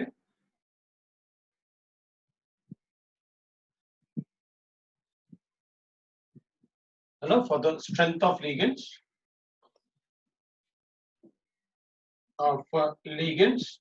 वो अपन ने पहले लिखा हुआ है। और बेटर है कि हम उसमें बस डोनर एटम ही हमेशा याद रखें कि which is a donor atom. So carbon is a better donor atom than nitrogen is a better donor than oxygen is a better donor than halogens. these two strong ligands, these two weak ligands. Oxygen के case में it will be the strong ligand when it forms a chelation. So strong if it is forming chelation. When forming chelation, ठीक है ना, मतलब वो cyclic ring formation, that is called chelation. तो तब हम वहां बता सकते हैं कि chelation में how we can say that कि अपन कैसे स्ट्रॉन्ग और वीक लिगेंड बता सकते हैं, ठीक है ना? So now what we can write is, already we have discussed that spectrochemical series, हमने पहले लिखा हुआ है, वैलेंस बॉन्ड थ्योरी था हमने। तो अब बाकी पार्ट वैसे ही रहेगा। if the orbital has unpaired electron it will be paramagnetic, if it orbital has right now all orbitals are filled it will be diamagnetic, वो सारे पार्ट वैसे ही रहेंगे, ठीक है? उसके बाद अगर पैरामैग्नेटिक है तो हम उसे कलर्ड बताएंगे, और कलर थोड़ा सा हम सेपरेटली डिस्कस करेंगे, how the colours in the complexes are. मैं एक एग्जांपल लेता हूं और उस एग्जांपल में हम ये कैलकुलेट करते हैं जो क्रिस्टल फ्री स्प्लिटिंग हमने पढ़ा हुआ है फॉर द ऑक्टाहेड्रल कॉम्प्लेक्स। तो एक एग्जांपल लेके अपन उसको सॉल्व करते हैं, तो देखते हैं अपन क्या करेंगे। We'll take one example, ऐसे ले लेते हैं अपन एग्जांपल भाई, जैसे अपन को गिवन है एग्जांपल लेते हैं, दैट इज एग्जांपल 1। तो मैं और मैं इसको 6 लेके इधर 3 पॉजिटिव ले लेता हूँ। एक एग्जांपल अपन ऐसे लेते हैं। अब मुझे इसमें हाइब्रिडाइजेशन बताना है, तो मैं क्या करूंगा, इसमें ऐसे लिखूंगा हाइब्रिडाइजेशन के लिए। अब मैं सारा डायग्राम बनाने की जरूरत नहीं, लेकिन डायग्राम होता कैसे ऐसे होगा, मैं उसको सिर्फ शॉर्ट में आपको बताऊंगा। पहले मैं क्या करूंगा, इसके मेटल आयन के ऑर्बिटल, मेटल आयन के ऑर्बिटल मतलब ये कोबाल्ट +3 है, कोबाल्ट +3 होगा तो 3d6 होगा। तो अगर अपन ऐसे लिखेंगे तो भी ना होता 3d6 होगा। जब लिगेंड अप्रोच करेगा तो they will become like this. जब लिगेंड अप्रोच करेगा तो they will become like this, और जब लिगेंड बहुत पास होगा तो दे विल गेट स्प्लिटेड। हम हर बार इसके बारे में कुछ भी प्रेडिक्ट करने के लिए सिर्फ ये पार्ट को बनाया करेंगे और लिगेंड का नेचर चेक किया करेंगे। जब ये स्प्लिट होगा तो स्ट्रॉन्ग लिगेंड के केस में क्या होगा, gap will be large, delta not is greater than pairing energy. तो अगर गैप ज्यादा होगा तो अपन क्या करेंगे, अपन कहेंगे भाई इसमें ना ऐसे फिल कर लेंगे, गैप बहुत ज्यादा होगा, द लिगेंड इज स्ट्रांग। तो इसकी हमें जरूरत ही नहीं, क्यों? क्योंकि ये पार्ट तो लीगेंड के बगैर ही आप बताते हो ना, जब लीगेंड बहुत पास आता है उसके बगैर ही आप बताते हो ना। भाई यहाँ क्या था, स्पेरिकली एंड सिमेट्रिकली, यहाँ क्या था, थोड़ा सा रिपल्शन शुरू हुआ, एनर्जी बढ़ गई। एक्चुअल स्प्लिटिंग तो मुझे यहाँ देखना है ना, ईजी और T2G ऑर्बिटल्स। तो मैं हर बार अपन क्या करेंगे, सिर्फ इस पार्ट को ड्रॉ करेंगे, but the entire part is like this. हम क्वेश्चन को सॉल्व करने के लिए सिर्फ ये वाले पार्ट को सॉल्व लिखा करेंगे और क्वेश्चन को सॉल्व करेंगे। तो मैं इसको हटा रहा हूं और आपको शॉर्ट में कैसे क्वेश्चन को सॉल्व करना है वो बता रहा हूं। मैं क्या करूंगा, इसको देखते ही पता चल जाएगा मुझे 3D6 लिखना है, ठीक है। तो मैं कहूंगा इसके Eg ऑर्बिटल्स ये हो गए और इसके T2G ऑर्बिटल्स ये हो गए, ये T2G ऑर्बिटल। अब मैं क्या करूंगा, मैं देखूंगा कि भाई लिगेंड कैसे, स्ट्रांग या वीक। अगर लिगेंड स्ट्रांग है तो गैप बहुत ज्यादा होगा,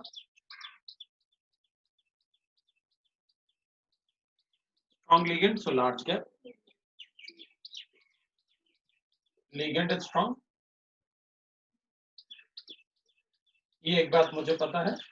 तो मैं क्या करूंगा, इनमें अगर गैप ज्यादा है तो फिर मैं क्या करूंगा, इलेक्ट्रॉन को फिल करने के लिए, क्योंकि 6 इलेक्ट्रॉन है, तो 1 2 3 4 5 एंड 6, क्योंकि गैप ज्यादा होने का मतलब मुझे उधर इलेक्ट्रॉन लेके जाना है तो बहुत ज्यादा एनर्जी चाहिए,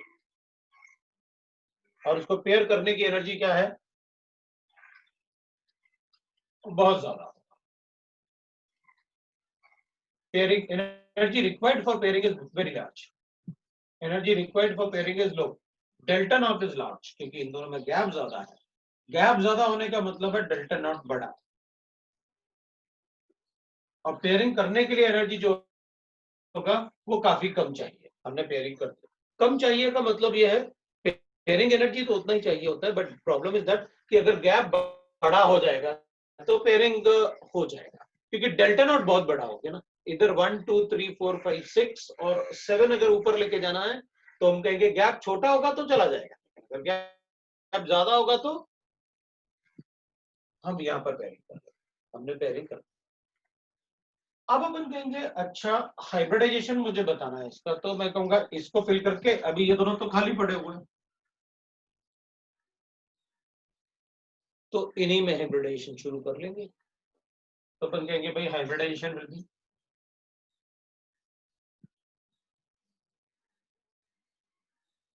D2sp।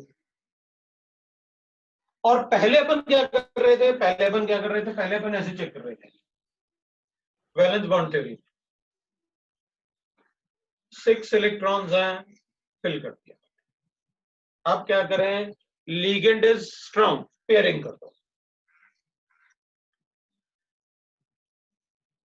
जबकि अपन को पता है वो तो हमको पेयर पहले से ही मिलते हैं, वो तो पहले से ही खाली पड़े रहते। ये क्रिस्टल फील्ड थ्योरी ने हमको बताया कि ये हमने पेयरिंग नहीं की, ये तो पहले से ही खाली पड़े। अच्छा, इसका मतलब है अगर किसी में किसी जैसे स्प्लिटिंग हुआ, तो अगर किसी में ऐसे आ रहे हैं अपने पास, भाई अगर किसी में सपोज करते हैं कि किसी में अपने पास डी में 2 ही इलेक्ट्रॉन है, तो तभी आप बोलते हो कि भाई 2 इलेक्ट्रॉन का मतलब है कि डी में 2 इलेक्ट्रॉन है तो ये खाली पड़ा हुआ है। फिर भी हम इसको हाइब्रिडाइजेशन में यूज नहीं करेंगे, हम इन्हीं को यूज करेंगे हाइब्रिडाइजेशन में। Why it is so? क्योंकि इनकी एनर्जी ज्यादा है, और पहले वही ऑर्बिटल बॉन्ड बनाते हैं जिनकी एनर्जी ज्यादा होती है, इसलिए बॉन्ड तो हाइब्रिडाइजेशन में यही दोनों बनाएंगे, डजंट मैटर कि ये खाली पड़ा हुआ, इनकी एनर्जी ज्यादा है, तो अगर इनसे बॉन्ड बनेंगे तो एनर्जी ज्यादा लिबरेट होगी। आ सकते हैं भाई अपन को कैसे डायग्राम बताना, तो हाइब्रिडाइजेशन आ गया, mu will be equal to 0 आ गया।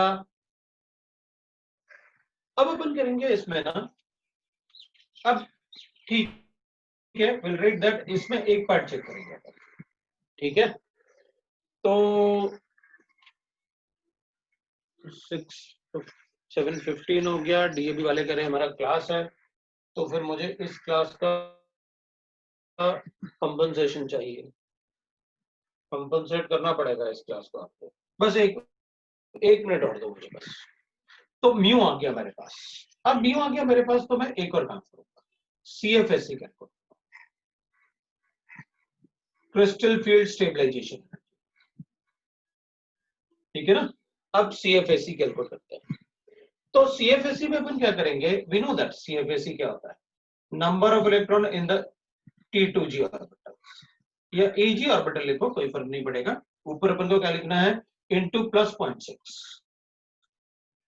Plus number of electron in the T2G orbital into minus 0.4 delta ना, है ना, प्लस n स्टार p।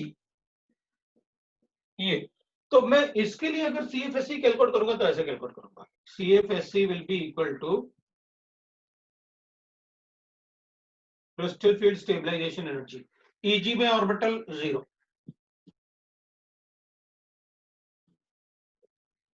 इधर इलेक्ट्रॉन कितने हैं, plus 6 electron, so 6 into minus 0.4 delta naught लिखूंगा, ठीक है, प्लस एन स्टार कितना है। अब एन स्टार का कैलकुलेशन आप एक बार इसमें देख लो, ये अपन यहां से इजीली बता सकते हैं, आप यहां से भी बता सकते हैं। भाई होना चाहिए था ऐसे 6 इलेक्ट्रॉन को, लेकिन आपने ये दोनों इलेक्ट्रॉन भी यहां लिखे, तो 2 इलेक्ट्रॉन की एक्स्ट्रा पेयरिंग हो गई ना, जैसे यहां पर अपन कहेंगे ऐसे लिखा अपन ने, तो उसके बाद अपन ने कहा लीगेंड स्ट्रॉन्ग, इसको यहां ले जाओ, इसको यहां ले जाओ, मतलब 2 इलेक्ट्रॉन की मैंने क्या की, एक्स्ट्रा पेयरिंग। तो एन स्टार जो होगा वो 2 हो जाएगा, एन स्टार जो होगा वो 2 हो जाएगा, extra pairing of electrons. P क्या है वो अपन को गिवन होगा, पी का वैल्यू क्वेश्चन में गिवन होगा, I will tell you that कि वो कैसे गिवन होगा, वो न्यूमेरिकली अपन कैसे कैलकुलेट कर सकते हैं। बट यहां पर मैं ये लिख सकता हूं, CFSC will be equal to -2.4 plus delta naught plus -2.4 that is 2 into P, अपन लिख सकते हैं। तो ये अपन इसमें इंफॉर्मेशन बता सकते हैं, hybridisation, magnetic movement and colourless बोल सकते हैं अपन। और ये कैलकुलेशन था सीएफएससी का, डेल्टा नॉट और पी मैं आपको बताऊंगा। अब हम रिकॉर्डिंग स्टॉप कर लेते हैं।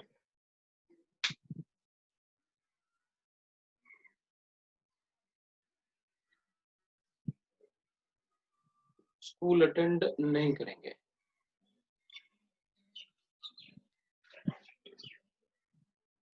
स्कूल लेक्चर कोई ज्वाइन नहीं करता, तो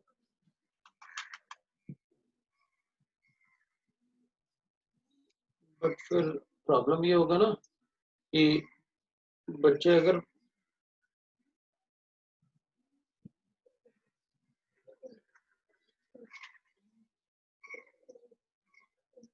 ठीक है, बट प्रॉब्लम इज दैट कि निकिता लेकिन बोले कि सर डीएवी की क्लास है 7:15 को, तो उसको प्रॉब्लम होगी क्या निकिता को, निकिता है या भाग गई। सर आज लेक्चर, स्कूल का लेक्चर करके अच्छा, नो प्रॉब्लम ना। तो ऐसे करो ना, कुछ स्कूल का लेक्चर ऑन करके थोड़ा सा अगर तुम लोग कहो तो मैं पढ़ा देता हूँ, फिर बता दूँ, ठीक है। तो मैं इसको कंटिन्यू कर लेते हैं, फिर मतलब 8 o'clock तक कंटिन्यू कर लेते हैं, इंग्लिश है ना, तो ठीक है, विल कंटिन्यू दिस पार्ट, और उसके बाद फिर तुम लोग 8 o'clock के बाद फिर ज्वाइन कर लेना स्कूल के लेक्चर, ठीक है ना। तो मेरा थोड़ा पार्ट कंप्लीट हो जाएगा, ठीक है ना।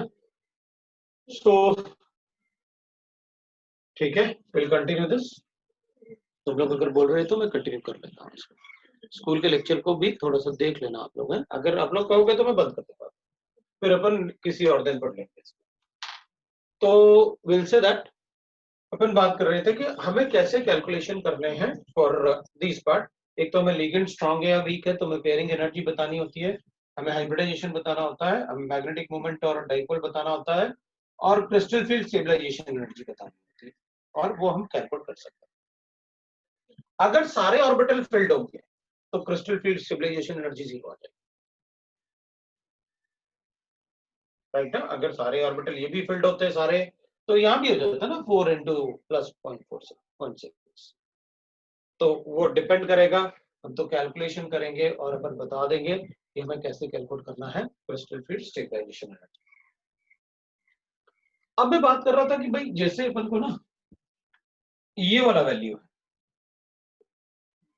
ठीक है, ये वाला डेल्टा नॉट का वैल्यू है, तो डेल्टा वैल्यू हमें ना एनर्जी के फॉर्म में गिवन होता है, हमें कितना एनर्जी, जैसे यहाँ पर इनके बीच में अगर मुझे ये गिवन होता कि इनके बीच में जो इलेक्ट्रॉन्स मतलब जो पेयरिंग एनर्जी है, ये पेयरिंग एनर्जी है, ये तो अपन 2p लिख सकते हैं, लेकिन अगर वीक लिगेंड होगा तो इसका कोई सिग्निफिकेंस नहीं होगा।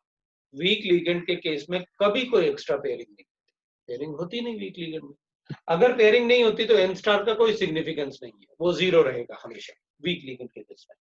बट स्ट्रॉन्ग लिगेंड के केस में उसका वैल्यू होगा अगर एक्स्ट्रा पेयरिंग हुई है तो। जैसे अपन ने अभी थोड़ी देर पहले मैंने आपको बताया था कि इसमें इलेक्ट्रॉनिक कॉन्फ़िगरेशन तो अपन को लिखना था ऐसे एक्चुअल में कि भाई यहाँ पर इलेक्ट्रॉन और यहाँ पर इलेक्ट्रॉन थे, भाई अगर देखते तो एक्चुअल में अपन ऐसे लिखते 6 इलेक्ट्रॉन को, है ना, ये था अपने पास इलेक्ट्रॉन, 6 इलेक्ट्रॉन को ऐसे लिखना चाहिए था, लेकिन due to the strong ligand हमने इसको कहां लिखा, इधर लिखा, इसको कहां लिखा, इधर लिखा, स्ट्रॉन्ग लिगेंड की वजह से। तो एक्स्ट्रा पेयरिंग कितने इलेक्ट्रॉन की अपन ने 2 इलेक्ट्रॉन की, तो ये n स्टार आता है। तो अपन बता सकते हैं कि ये n स्टार का सिग्निफिकेंस तभी होगा जब लिगेंड स्ट्रॉन्ग होगा, क्योंकि अगर वीक लिगेंड होगा तो ये पेयरिंग होगी नहीं, तो ये ऑर्बिटल यूज ही नहीं हो पाएंगे हाइब्रिडाइजेशन के लिए, क्योंकि सारे के सारे मेटल लिगेंड बॉन्ड जो बनाने थे अपन को वो कोऑर्डिनेट टाइप बॉन्ड्स है, और कोऑर्डिनेट टाइप बॉन्ड है इसका मतलब है कि मुझे बॉन्ड बनाने के लिए एम्प्टी ऑर्बिटल चाहिए, वहां एक इलेक्ट्रॉन नहीं हो सकता।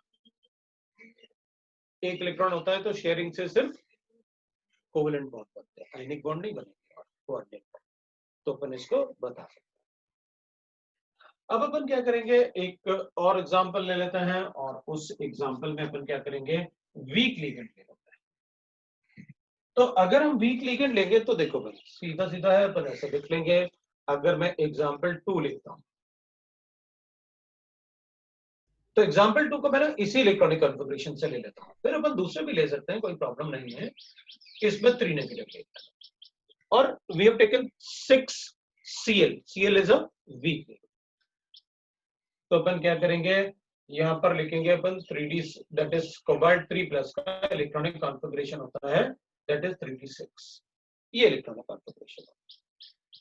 तो अपन क्या करेंगे, उससे अपन लिखेंगे ऐसे 3d6 है, तो अगर हम ये बनाए कि भाई इधर ऑर्बिटल से 2 ऑर्बिटल बना लेते हैं अपन, और इधर 3 ऑर्बिटल बनाए अपन ने, अपन को पता है ये dxy है, ये dyz है और dzx है, ये dx square minus Y square है और ये dz स्क्वायर है, ये अपन ने ऑर्बिटल्स बना लिया। अब वीक लिगेंड है तो अपन को पता है कि इनमें गैप इज लेस,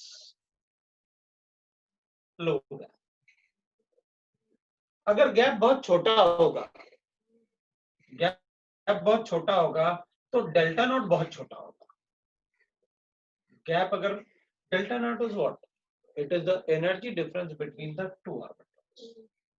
तो डेल्टा नॉट बहुत छोटा होगा, अगर डेल्टा नॉट बहुत छोटा होगा तो अपन कहेंगे भाई delta not is less than pairing energy, मतलब एनर्जी रिक्वायर्ड फॉर पेयरिंग, मतलब अगर यहाँ पर 1 2 3 और इसके बाद यहीं पर पेयरिंग करनी है तो एनर्जी ज्यादा यूज होगी, तो पेयरिंग नहीं करेंगे। अगर यहीं पर पेयरिंग करनी है तो pairing energy is more than delta not, तो ठीक है भाई।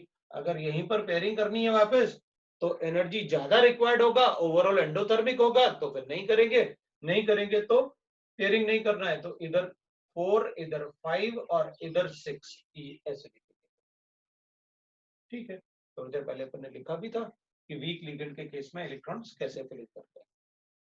तो इसको लिखने के बाद अपन कहेंगे भाई यहां पर तो dx² - y² और dz स्क्वायर ऑर्बिटल्स तो ऑक्युपाइड है इलेक्ट्रॉन से, तो फिर हाइब्रिडाइजेशन। हाइब्रिडाइजेशन क्या आप लिखो भाई, लिगेंड इज वीक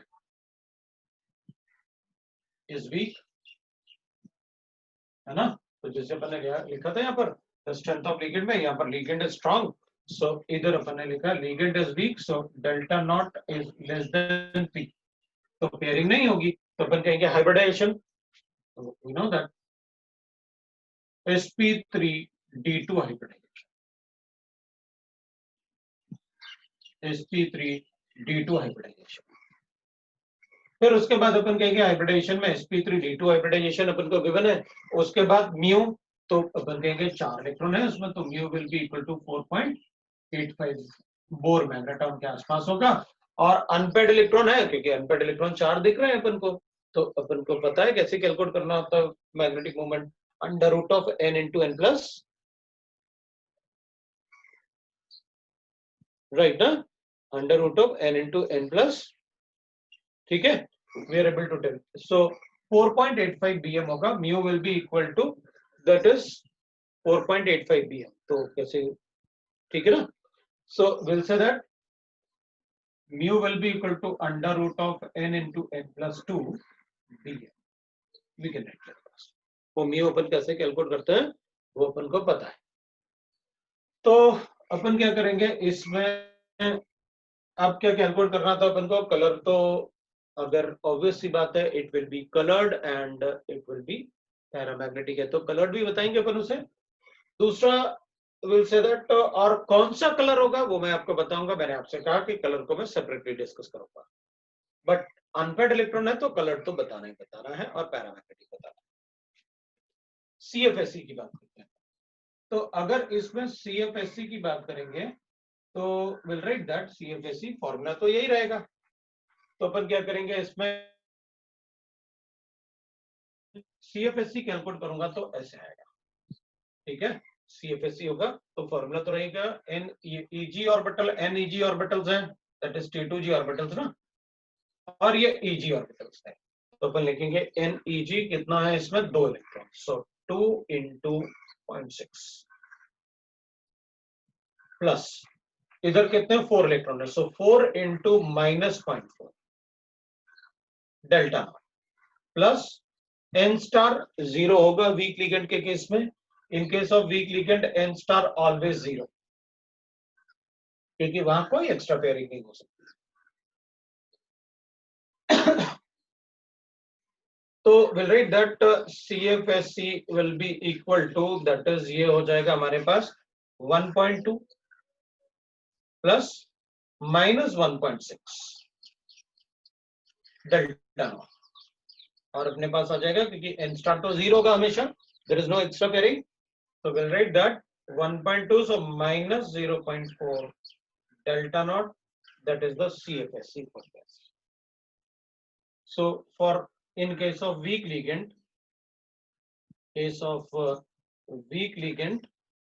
है ना, n star is always, n star is equal to 0, it is always, because weak ligand के केस में कोई extra pairing हो ही नहीं सकती। तो that is how we are able to predict the complexes, the idea about the complexes. अब होगा क्या ना, जैसे अब मैं इसको हटाता हूँ थोड़ा सा, तो आपको एक आइडिया देता हूँ। अपन को वो क्या करेंगे, ऐसे इसको मैं हटा देता हूँ, ठीक है। अब मान लो अपन को ऐसे क्या करना है, ठीक है, नोट ले, ये दोनों के लिए ही हो जाएगा। Suppose we are given for the complex,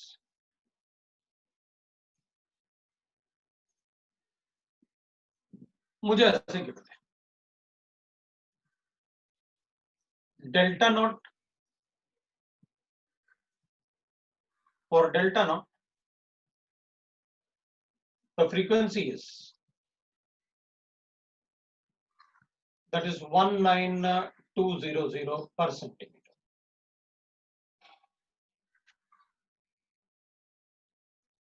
Frequency is this. ठीक है भाई, हम कहेंगे हमें क्या फर्क पड़ेगा. And the pairing energy, and for P is, तो अपन क्या करेंगे, for P it is suppose we are given that is 18,000 per cent. तो अपन कहेंगे हमें क्या फर्क पड़ेगा. ठीक भाई, frequency is, and for P it is, that is frequency is equal to 1800, तो 18,000 per cent. तो अपन कहेंगे इससे तो अच्छा है भाई, हमें तो पता चल गया भाई, फ्रीक्वेंसी दोनों के केस में हमें पता है, तो डेल्टा नॉट का वैल्यू मैं कैलकुलेट करता हूं कैसे.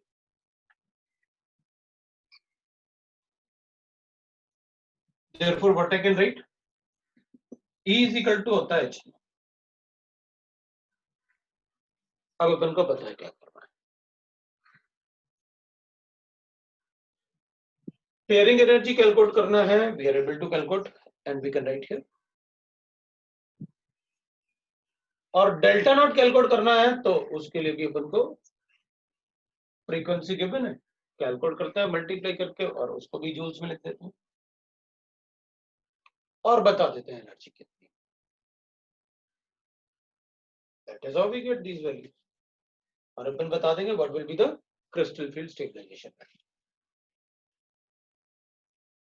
So from this equation we'll get that, right now, to calculate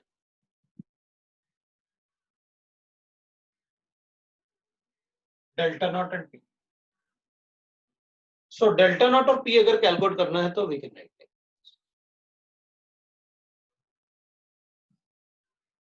ठीक है, आप बताओ अगर इस कॉम्प्लेक्सिटीज के लिए ये वैल्यूज गिवन है तो मैं डेल्टा नॉट का वैल्यू भी कैलकुलेट कर सकता हूँ. ये फ्रीक्वेंसी गिवन है, पेयरिंग एनर्जी के लिए भी गिवन है, तो we are able to calculate. आपको कोई प्रॉब्लम, इधर डेल्टा नॉट कैलकुलेट करता हूँ फ्रीक्वेंसी से, मल्टीप्लाई करता हूँ, पी कैलकुलेट करता हूँ, मल्टीप्लाई करता हूँ और कैलकुलेट कर दूंगा. ये जो वैल्यू आएगी ये जूल्स में आएगी क्योंकि एच का वैल्यू अपन को पता है, बताने की जरूरत नहीं है वैसे. H is equal to 6.626 into 10 की पावर माइनस 34 जूल सेकेंड्स.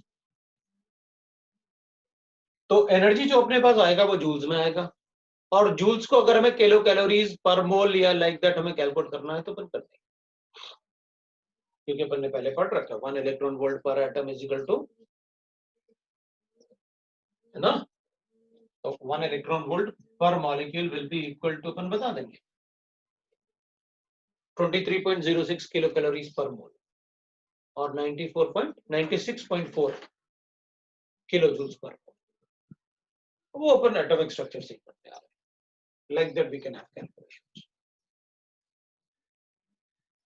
तो अगर अपने पास ऐसे गिवन है, मैं इसको हटा देता हूं अब और कुछ एग्जांपल लेते हैं अपन. वैसे ये कैलकुलेशन अपने सिलेबस में नहीं है, ये जो कैलकुलेशन है ना इस टाइप का, इतना डेप्थ में अपने सिलेबस में नहीं है, लेकिन फिर भी आपको थोड़ा सा पता होना चाहिए. तो एग्जैक्ट कैलकुलेशन ये अपने सिलेबस में नहीं है. अगर मुझे सपोज कोई ऐसे कॉम्प्लेक्सेस गिवन है, अब अपन थोड़ा सा एग्जांपल लेते हैं और फिर उसके बाद अपन कैलकुलेट करेंगे for tetrahedral complex and the square planar complex, वो देखेंगे. अब मेरे पास कुछ एग्जांपल लेता हूं, मैं ऐसे रैंडमली एग्जांपल ले लेते हैं. व्हेन ऐसे that is titanium H2O whole 6 3 positive, इसके लिए अपन हाइब्रिडाइजेशन लिखेंगे और मैग्नेटिक मोमेंट लिख लेंगे और CFS. तो ये अपन कैलकुलेट कर सकते हैं कॉम्प्लेक्सेस के लिए. तो कुछ एग्जांपल लिखते हैं अपन, एक ये ले लेते हैं, दूसरा अपन एक ऐसे लिख लेते हैं, दैट इज अगर अपन को गिवन है, that is we can say that Mn H2O whole 6 3 positive ले लेता हूँ, CO, that is we can write that Cr NH3 ले लेता हूँ इसमें, और एक बार 3 पॉजिटिव ले लेता हूँ, और एक बार ले लेता हूँ Cr NH3 होल 6, इसमें भी लेके 2 पॉजिटिव कर लेता हूँ, NiCN होल 6 3 पॉजिटिव कर लेता हूँ, और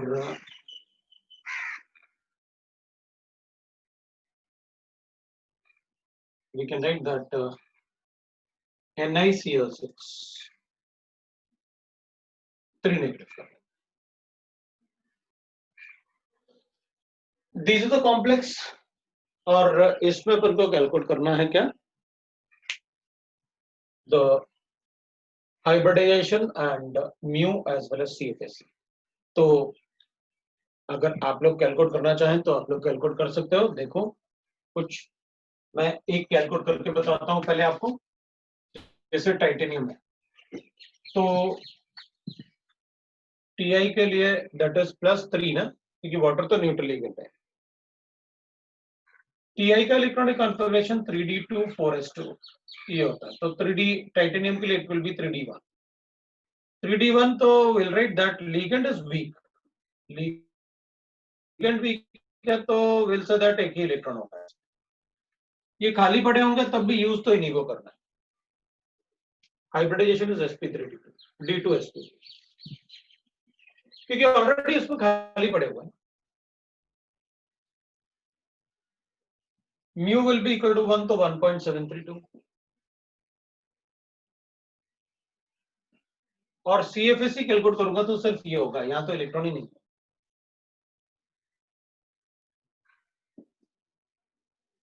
ये लो, we can write the CFSE।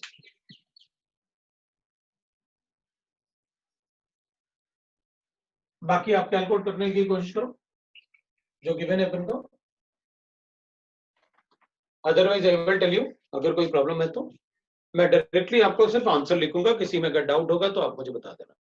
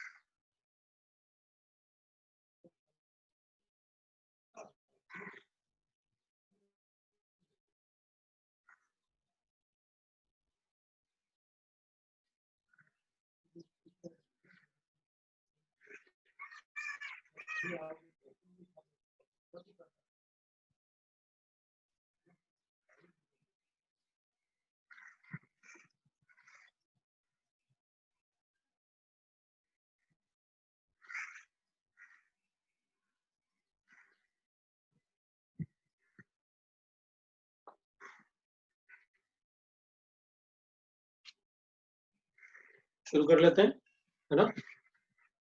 तो mn में ना, mn के लिए तो विल राइट लाइक दिस है, तो लोग चेक कर लेना, क्योंकि मतलब बच्चे पर ना उनको स्कूल के लिए है तो वो लोग जाएंगे भी स्कूल के लिए बच्चे, तो अपन उनको रोक नहीं सकते, ठीक है ना, क्योंकि स्कूल के लिए भी कभी कभी टीचर परेशान करता है। तो अपन इसको डिस्कस करते हैं और फिर उसके बाद अपन लेक्चर को स्टॉप करते हैं। तो mn इज 3d5, mn +3 है, तो mn अगर +3 होगा तो will write that it will B 3d4। 3d4 होगा तो लिगेंड इज वीक, तो अपन ऐसे लिखेंगे, ऐसे लिखेंगे तो दोनों ऑर्बिटल खाली नहीं है, इसलिए sp3d2, क्योंकि मुझे दोनों ऑर्बिटल खाली चाहिए, ये भी और ये भी कंप्लीटली एम्प्टी, बिल्कुल sp3d2। Number of unpaired electron is 4, so we can write that 4.85 के आसपास bm मैग्नेटिक मोमेंट आ जाएगा। और डेल्टा लिखेंगे अगर अपन, तो डेल्टा ना CFSE जो होगा उसमें इसमें लिखेंगे अपन, तो ये तो हो जाएगा 0.6 प्लस, और ये हो जाएगा -0.4 इंटू 3, कितना आ गया अपने पास, -0.6 डेल्टा। किसी को डाउट नहीं ना, we can write like this. इसमें लिखेंगे अपन क्रोमियम, क्रोमियम के लिए अपन को पता है Cr की वैल्यू लिखेंगे तो 3d5 4s1, और Cr +3 लिखना है तो will write that this will become 3d3, और 3d3 होगा तो विल हैव लाइक दिस। और इसमें लीगेंड क्या है, स्ट्रॉन्ग, तो जरूरत ही नहीं कोई पेयरिंग की, क्योंकि ऑलरेडी ये दोनों एम्प्टी है। क्या करें, अगर दोनों ऑलरेडी एम्प्टी है तो विल राइट लाइक दिस, फिर तो हाइब्रिडाइजेशन विल बी D2sp, और ये मैग्नेटिक मोमेंट 3.90, और delta not that will be 3 into -0.4 delta not. जितना ज्यादा ये वैल्यू कम होगा उतना ज्यादा स्टेबल कॉम्प्लेक्स होगा, बट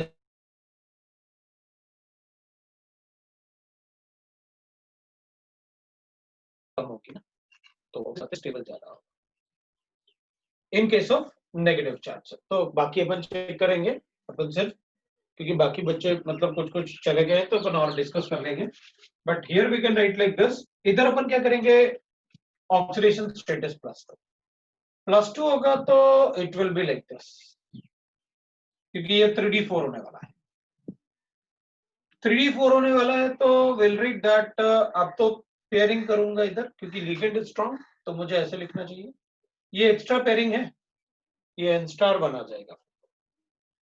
तो अपन क्या करेंगे, हाइब्रिडाइजेशन विल बी D2sp3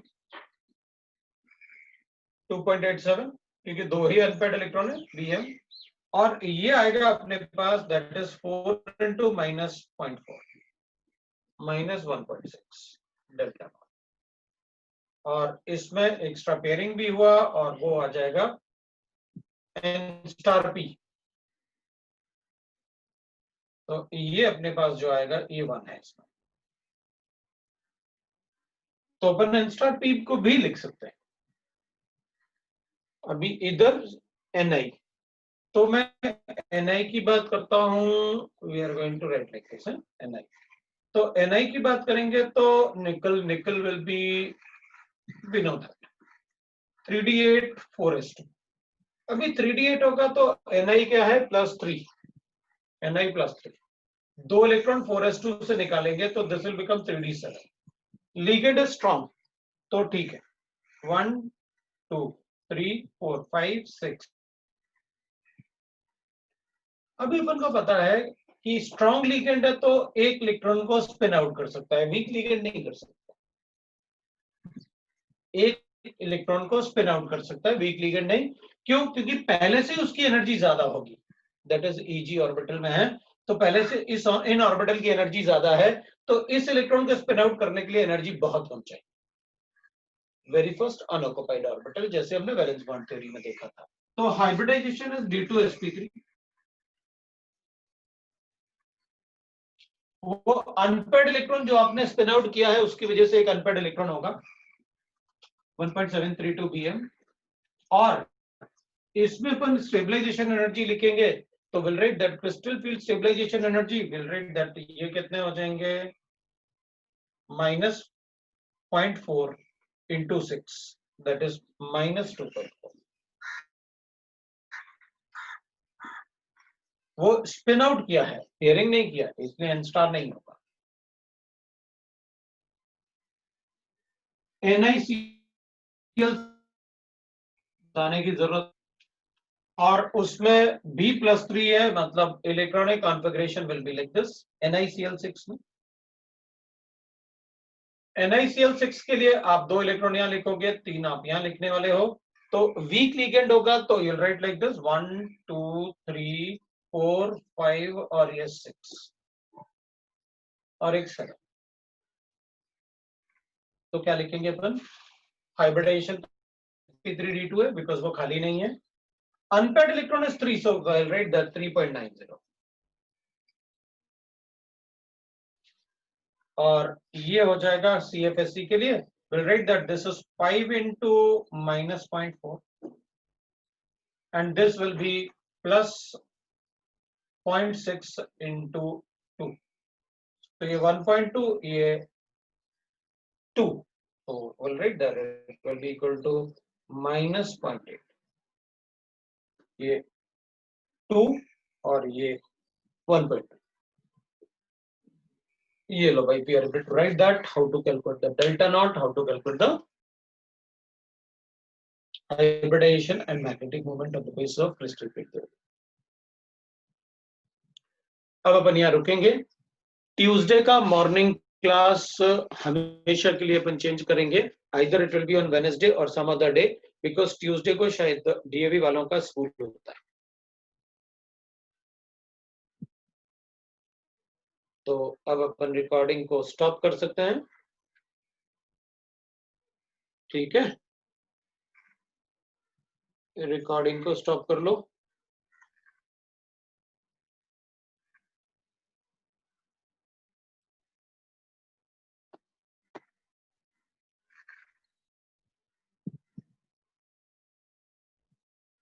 ठीक है, तो what we can write is, आप किसी के कोई डाउट्स हैं, पर्सनल डाउट्स, तो अपने बता सकते हैं पर्सनल डाउट।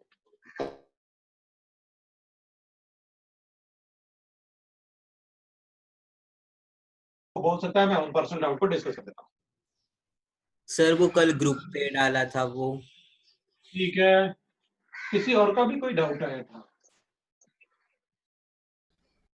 तो बिल्कुल वैसे ही क्वेश्चन। हाँ, किसका था वो? हाँ, तो भाई जो भी डाउट्स है ना, वो पर्सनल मत पूछा करो, तुम लोग ना ग्रुप में ही डाल दिया करो, उसमें ठीक रहता है। क्योंकि या तो कभी कोई आंसर दे देगा, नहीं तो अपन को कोई फर्क थोड़ी पड़ता है, किसी को पता चलेगा तो ऐसे थोड़ी है अच्छा उसको भी मेरा डाउट पता चल जाएगा, अपन को कोई प्रॉब्लम नहीं है, अच्छी बात है वो तो। अब अगर अपन ग्रुप पे डालेंगे तो एक तो मेरे पास अब मुझे ना क्या होगा पता क्या, अब मुझे ढूंढना पड़ेगा, तुम्हारा नंबर पता नहीं कहाँ गया होगा। ग्रुप वाला होता तो वो फट से पता चल जाता है, और नंबर का मुझे पता ही नहीं होगा कहाँ गया। अच्छा, पहले तो मैं इसका ओम वकील का वो देख लेते हैं अपन कि इसने जो भेजा था उसको देख लेते हैं।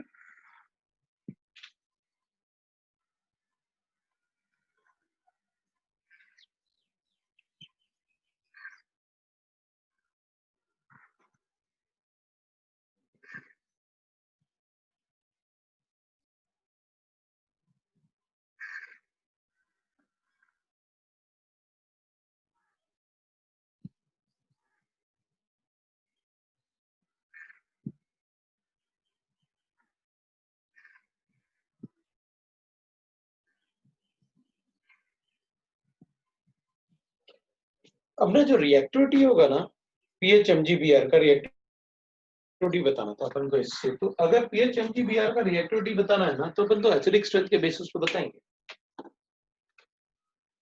और इनको एसिडिक स्ट्रेंथ अपन ऐसे लिख लेते हैं। ये तो हो गई,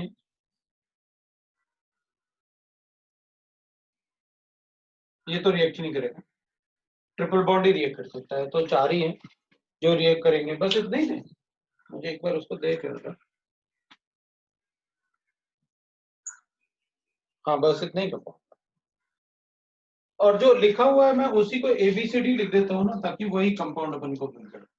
B मैंने ये ले रखा था उसमें, C मैंने ये ले रखा था, और D मैंने ये ले रखा था, ऐसे कर लेता था, तो उसी को चेक कर लेता था। इसमें एसिडिक स्ट्रेंथ जो होगा ना वो ये हो जाएगा, तो यही ऑर्डर हो जाएगा। एसिडिक स्ट्रेंथ अगर अपन चेक करेंगे तो ज्यादा एसिडिक ये होगा, उसके बाद फिनॉल होगा, उसके बाद अमाइड होगा, और उसके बाद अमाइड होगा। हाँ तो ठीक है, क्या क्या प्रॉब्लम था इसमें? Sir 1 minute. हाँ हाँ बोलो बोलो, तब तक वो दूसरा क्वेश्चन भेजा है उसने, मैं वो देखता हूँ, उसने वापस भेजा होगा। और क्वेश्चन को ना बेटा इसको उसमें भेज दिया करो, अपने ग्रुप में फटाफट। इसमें था अपने पास ऐसे,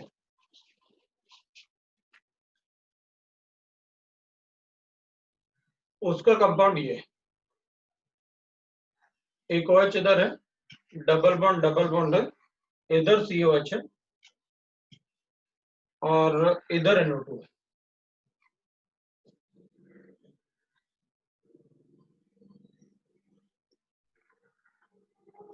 और इधर OH। इसको A लिखा है, इसको B लिखा है, और इसको C लिखा है। तो इसमें अगर एक ही RMGX है तो A से रिएक्ट करवा दो, दो हैं तो A और C से रिएक्ट करवा दो, और 3 है तो A, B और C से रिएक्ट करवा दो। ये एसिडिक स्ट्रेंथ है।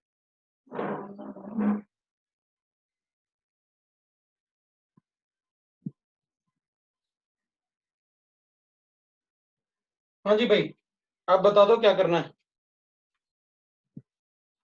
और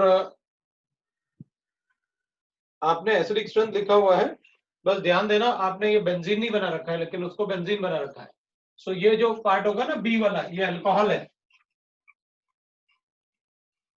ये फिनॉल है, और ये कार्बोक्सिलिक एसिड है। अगर इसको भी बेंजीन बनाओगे तो वो भी फिर फिनॉल हो जाएगा, लेकिन उस फिनॉल से और इस फिनॉल में अगर दोनों में कंपेयर करेंगे तो इसके मेटा पोजीशन पे NO2 है, और इसके पैरा पोजीशन पे कार्बोक्सिलिक एसिड है। सो अगर 1 मोल है तो सिर्फ ये रिएक्ट करेगा, 2 मोल्स है तो ये और ये रिएक्ट करेगा, 3 मोल्स है तो वो तीनों रिएक्ट करेंगे। That is the order. Vakul बताओ। हाँ सर, आपने सही लिखा है, मतलब पहले आपने ABDC लिखा था शायद। DC कैसे हो सकता है?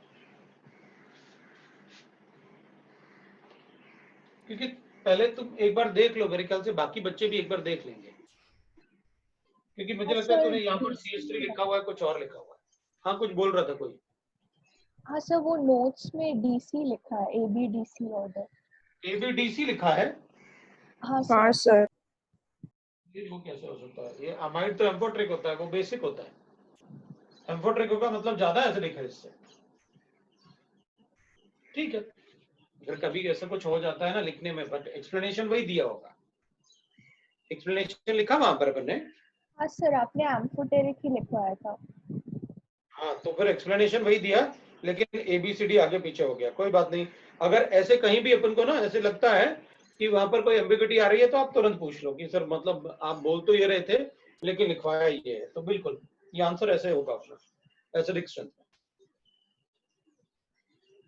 और कोई डाउट है?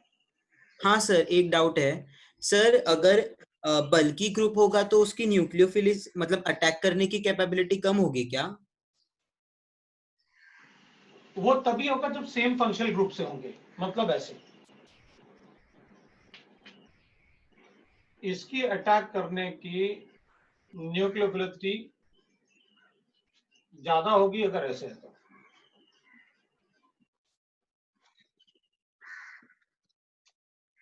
दिस इज मोर न्यूक्लियोफाइल, ये न्यूक्लियोफिलिसिटी।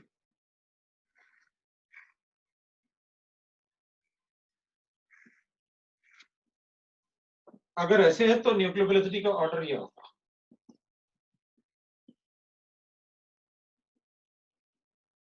लेकिन अगर ऐसे है तो न्यूक्लियोफिलिसिटी का ऑर्डर ये होगा।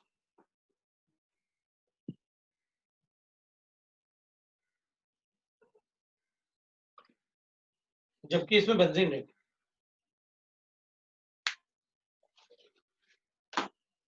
ये न्यूक्लियोफिलिसिटी कम हो जाएगा स्टेरिक हिंड्रेंस से अगर सेम टाइप का डोनर एटम, मतलब ये भी अल्कोहल से आया, ये भी अल्कोहल से आया, ये भी एल्केन से आया, ये भी एल्केन से आया, तो अगर सेम फंक्शनल ग्रुप से दोनों ही न्यूक्लियोफाइल बने हुए हैं तो फिर स्टेरिक हिंड्रेंस से न्यूक्लियोफिलिसिटी कम होगी। लेकिन अगर फंक्शनल ग्रुप ये फिनॉल है और ये कार्बोक्सिलिक एसिड है तो न्यूक्लियोफिलिसिटी फिर डिपेंड करेगा कि किसमें डोनर एटम, मतलब किसमें इलेक्ट्रॉन इजीली दे सकता है।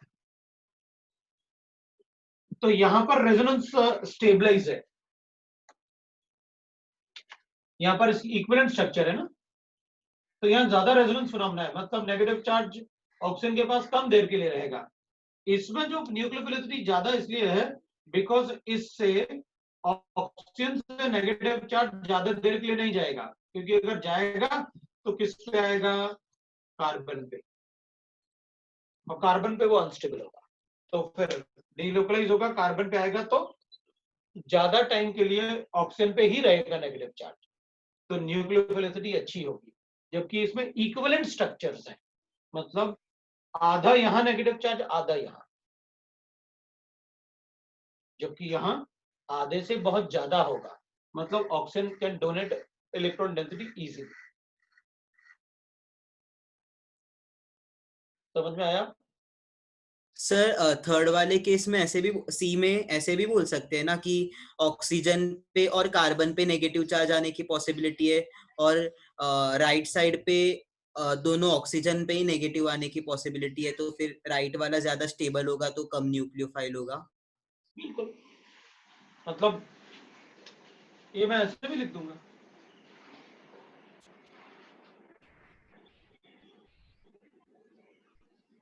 और डीलोकलाइज होने की पॉसिबिलिटी नहीं है, मतलब इसमें ऑर्बिटल साइज सबसे बड़ा होगा, ऑक्सीजन का ऑर्बिटल साइज। यहाँ डीलोकलाइज होगा तो ऑर्बिटल साइज कम होंगे ना, क्योंकि इलेक्ट्रॉन डेंसिटी कम होगी, इस पे बहुत ज्यादा कम होगी बिकॉज ऑफ रेजोनेंस फिनोमेना। ज्यादा रेजोनेंस, कम रेजोनेंस, बिल्कुल भी नहीं है resonance, no resonance, small resonance, equivalent structure, maximum resonance. Okay sir, thank you. किसी और को कोई डाउट है?